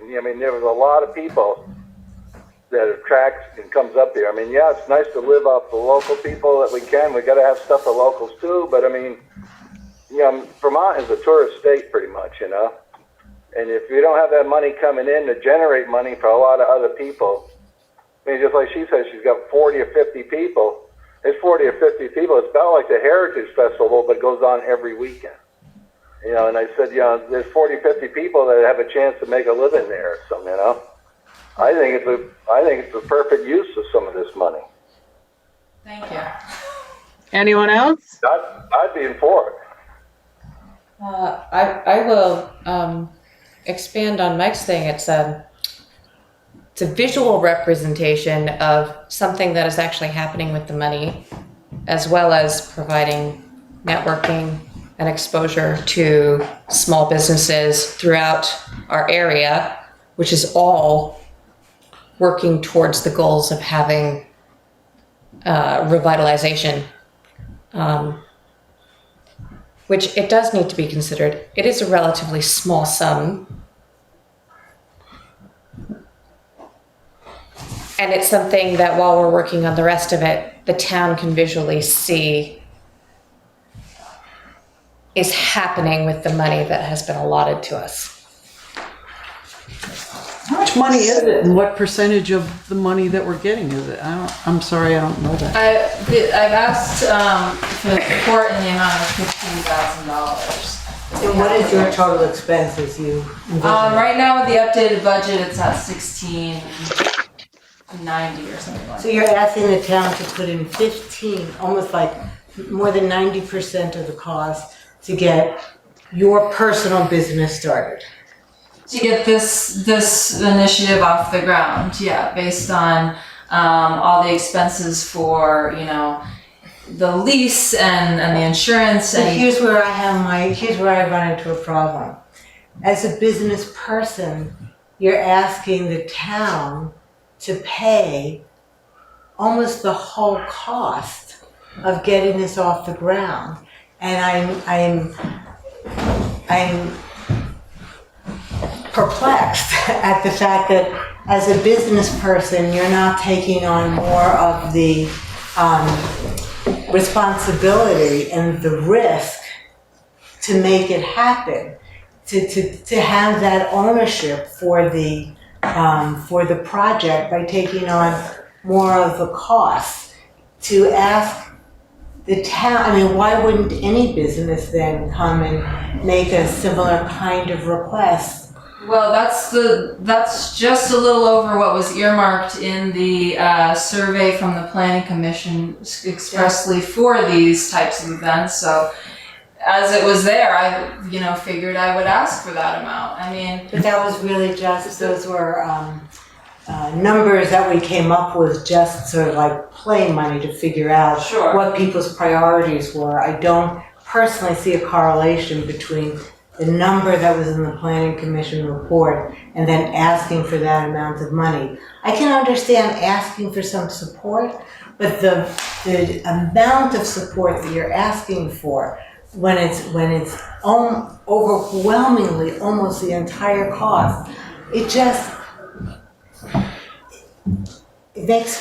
makes me not comfortable, if I would say, that you're not taking on more of the responsibility for the project as the manager of it, as the one who will profit from whatever profit comes in, which I hope that there would be. So it's a lot to me to be asking that from the town, in my opinion. Is there any way there, I don't know that much about it, but is there any way there could be a plan like that she, if she started making a profit, that she gave a percentage back to the town, or that it was a loan that we were giving her, or, what do we get out of it by giving you that much to start it? Besides, we all love the flea market, and Billy Moore certainly became a millionaire off it. But I'm going there since I was a kid, but it's like, I just wish there was another way so that a lot of people, why do we have to go to the flea market? They all think Billy's running it. All the people I've talked to, they don't know who you are, and it's like, is there any other plan we could make to still get it going and yet not have people feel like, well, she's getting all the money, Well, I don't care. You're exactly right, Henriette. Way. Thank you. sorry, what? We have Vandervliet, who has his hand up, and Melissa, I'm sorry, and Katie. Yes, Melissa too. Katie, go ahead. My very simple question, will it happen regardless? It will happen regardless, and what I had given you all tonight was an illustration of, this is seed money essentially. So what I'm planning on. Let me see how to say this right. So whatever I have to cover my expenses, and then be able to whatever is extra gets reinvested back into the project, so to ensure the sort of longevity of the project for years and years and years to come is the idea. So it's not like I'd be coming to you every year asking for this amount. This amount is the sort of seed money to get up off the ground, and then from there it can sort of snowball into presumably every other season as it's financially viable. And of course, if there's an amount that's less that you feel comfortable, like, I'm happy to talk about that as well. That was the amount that was earmarked, so I felt like that was a reasonable thing to ask for. Can I just clarify, it wasn't earmarked. I understand that now. That's really. At this point, I'm several weeks into the proposal. That's what I understand now, but that's what I asked for. And as you know, some people have said to me that that does seem like a drop in the bucket compared to the amount that was awarded. So. All right, Dan? Thanks. I'd like to, actually, I see a lot of valid validity in those arguments. I think when we're thinking about this, it's not just this person's business. It wouldn't be like, if I wanted my shop, to expand my shop, that would be great for me. But as Mike was saying, the flea market is really a sort of a heritage thing for Newfane. And even though it has kind of, dwindled drastically over the years, and sort of Wilmington took the flea market scene, there's a whole revitalization in Vermont of farmers markets and flea markets. More the farmers market, but it seems from what I've read about this that it's It would also be a farm. So this is a real concrete building of something that's already got a long established brand, if you will. So that's like and that brand is about Newfane. It's not about the Morse flea market or the Tadlock flea market. It's about Newfane flea market. So I think there's a sort of a little bit of extra value to the town in supporting it. So maybe you don't want to pay 90% of the upfront cost or something, but I think we shouldn't think about strictly as a case of helping an individual business. I think, yes, we acknowledge that as part of it, but I mean, that is what ARPA funds are in part for. I mean, the construction people, the planning people, they're making money. The people making these pitches, they hope to get contracts, and it's for the good of their business. That's the idea, is to get money into the economy and make good things happen. So I would urge the board to at least consider supporting this to some degree, because I think it is, and like what Katie said, is really valid too. I think it's an immediate, hey, here's something that's happening with our money. We got some money, and instead of waiting, it's like when I played soccer in high school, I was always angling where that ball was going to go, and I never got the ball. It's like, here's a ball, kick it. You don't have to take, the whole team to kick it. Just like put some money into the flea market and work on the planning. I think is very important. And I agree 100% with you, man, on like the big picture and not wasting all the money. That shouldn't preclude us from being able to do small scale things, which makes sense. And I think this might be one of those things. Well, thank you. And I just want to also say one thing, piggybacking on that is, it's definitely not just for the benefit of my business. As I said, and has been mentioned again, there are, up to 40, up to 50, up to 60, who knows how many individual vendors, farmers, craftspeople, et cetera, that would benefit directly. And as well as all the as I mentioned last week, all the businesses en route to the Newfane flea market on a Sunday, like the country store, Bigfoot Coffee, the wine shop, et cetera, who were all extremely excited that this is coming back, driving traffic through the area weekly. So, I definitely wouldn't say that I'm the only beneficiary by far for the funds. Well, another thing, it's just like Billy Morris and them. They've been trying for quite a few years again, and it's been going downhill. I think new ideas coming into town helps it. And another thing, he does pay taxes on that open piece of land. He's kept it open for all these years for stuff like this, So, it's a benefit to the town, I do believe, I wish this money, even if you did kind of loan it out, like a little bit at a real cheap rate or something, but, maybe we could even sign a thing with her that, if she could guarantee, if we give her this $15,000, that she'll run that for at least 2 years, so it's not just the first year, we got it for another year, and then, like I said, the new ideas, it keeps building and getting bigger and bigger and bigger, it's just, I'd love to see it go just like it always did. I just think, money like this is a perfect opportunity for the towns to help people and maybe make things go. Like I said, we can put it into planning and everything else, but you're going to spend a lot of money in engineering, and I think a lot of that we could look over situations and see where you could develop places, But I think this is her season is going to be starting here within another probably 4 or 5 weeks. Yes, May 29th, Memorial Day weekend. And I have signed the lease for, it's not specifically a 3-year lease, but I have the first right of refusal for the next 3 years for the property and the name.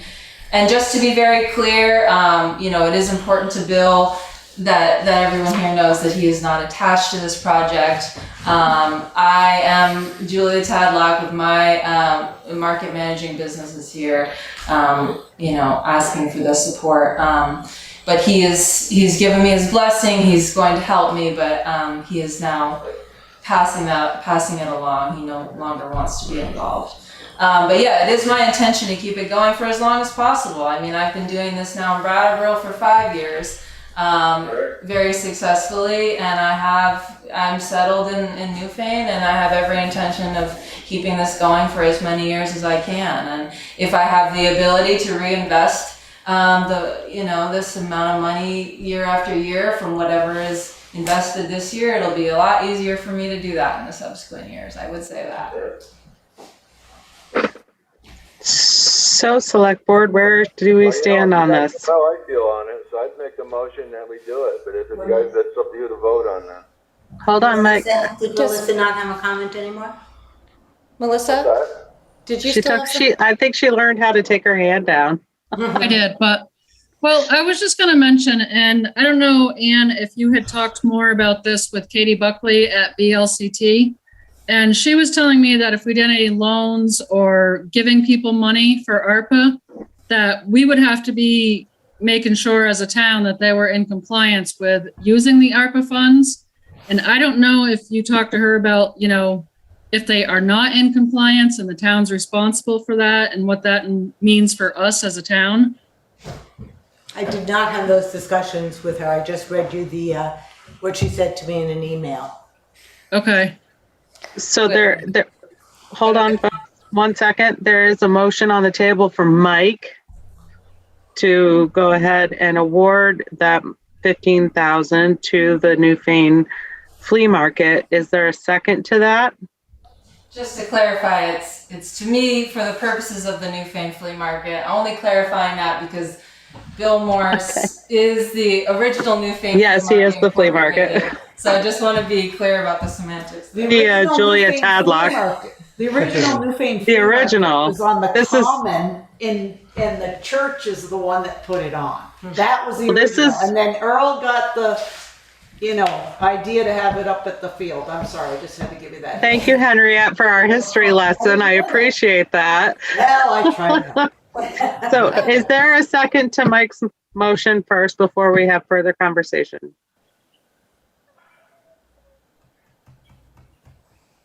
Not hearing a second, let's have conversation go forth. What are the conditions, Melissa, that you're just talking about? I did not get into detail with it with Katie Buckley at VLCT, but she said that if we loan or give money that is ARPA funds, we are responsible for making sure that the individuals that we loan it or give it to are in compliance with the ARPA reporting. And well, we would do the reporting and things, but she did state it could kind of tangle things up if they're not in compliance and tangle things up in the town. And I don't know, like I said, I didn't get into depths with it. That's why I was asking maybe if Anne knew what that all meant also. I don't. So would that be like using it for personal expenses? Well, if they didn't use it. The proposed expenses? Exactly. Yeah, I think that's what Katie was saying, yes. Here's my suggestion is, what if we find out those answers and we bring this to a vote on our next meeting on April 18th? That still gives us a month and a half before the flea market would actually open to award some funds. If, whatever the funds we would award, if we would. Knowing what questions and answers that Melissa has just brought up regarding the conditions. Does that make sense to everyone? I would agree. I think we need to know exactly what the conditions are. And what you would be on the hook for as far as your responsibility to us. That's a reasonable thing for us to know. Yeah. Absolutely. And something I would want to know as well.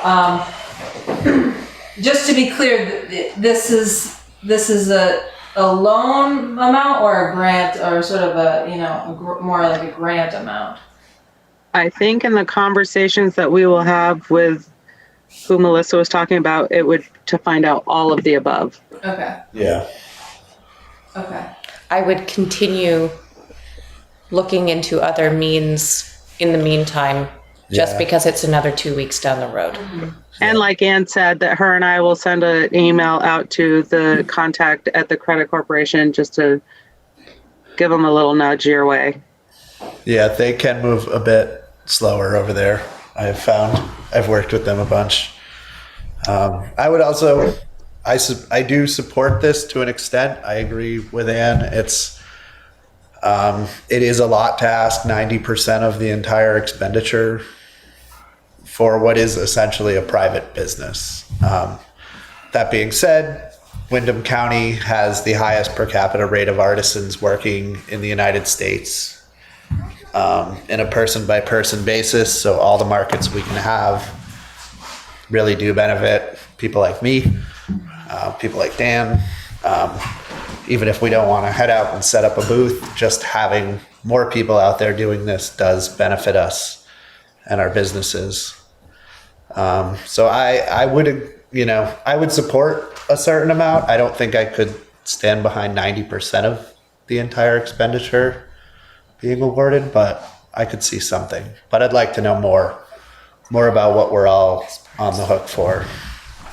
I mean, is this a situation where it's sort of all or nothing in terms of, I don't know if there's if there's a consensus among everyone that amount is not, not gonna fly. I don't know, is there any sort of room for negotiation in terms of what a different amount could be? I don't necessarily think we're saying all or nothing. No. I think we're saying we have more questions on the table that we need to find out, and we have more things we need to get information on. And I think getting information from the credit corporation in Brattleboro, that will help. And I think getting the answers to the conditions for the ARPA funds, I think in the next 2 weeks before our next meeting, we should be able to lay down more of a fine point of what we're looking at. Gotcha. I don't think it's all or nothing. I think it's Okay. All, nothing, or something. Yeah. Just to be clear, the rules say that you can award the amount. I'm aware of that. Yeah. No, I'm Right. I'm asking. It does. Yes. It absolutely does. Yes, it does. About that. And I am, for one, have been going to the Newfane flea market since the day I was born. We've done a lot. So, and there has been some buzz about it going on about town, so that's really exciting to hear too. Yeah, it is. Could I ask if Melissa could do the follow-up to find out in terms of the reporting and responsibility and that legal piece of it? Melissa, would you mind doing that? Yeah, I'll give Katie a call tomorrow and find out exactly what, she's talking about. Okay, that'd be great. Thank you, Melissa. Thank you. Thank you. You're welcome. Yep. And if you and I could chat tomorrow, and we'll send out an email to the credit corporation. Yep, that sounds good to me. Perfect. And we are well on our way. Thank you, Julia, for coming in tonight. So much. Thank you. And look forward to having more defined answers at our next meeting. I appreciate that. Me too. Thank you. Thank you. And we're now moving into Williamsville Hall contract. And thank you for bringing that to our attention this evening. So at I think it was the last meeting, they submitted their updated rental agreement, and I'm sorry it's not in our packets today, but it was last week that they submitted it. And the basic change to that document was to come up with a option for an hourly rental of the space, which would allow individuals who wanted to use the space for smaller events to be able to do so. It would also allow someone who wanted to teach a private class to be able to do so. They would simply pay whatever the hourly rate was. And I don't remember in the moment what that rate was, but it was fairly, do you remember offhand when it was around maybe 15 an hour or 20? It was very It was in reasonable. that area. It was $15. 15 an hour. So it was in that range. So we just wanted we wanted our lawyer to take a look at it, which he did. He he made one very small change, which the hall may or may not agree with, which was allowing memorial services year-round for free. I think in the document it specified only in the spring and summer, in the warmer weather when they don't have to heat it. So he was That makes suggesting- sense. Yeah, he was suggesting that year-round. So that would be a question for the Williamsville Hall Committee. Which way did they want it? And either way, obviously, would be fine from a legal perspective. The only item that I wanted to mention was that I personally would recommend that we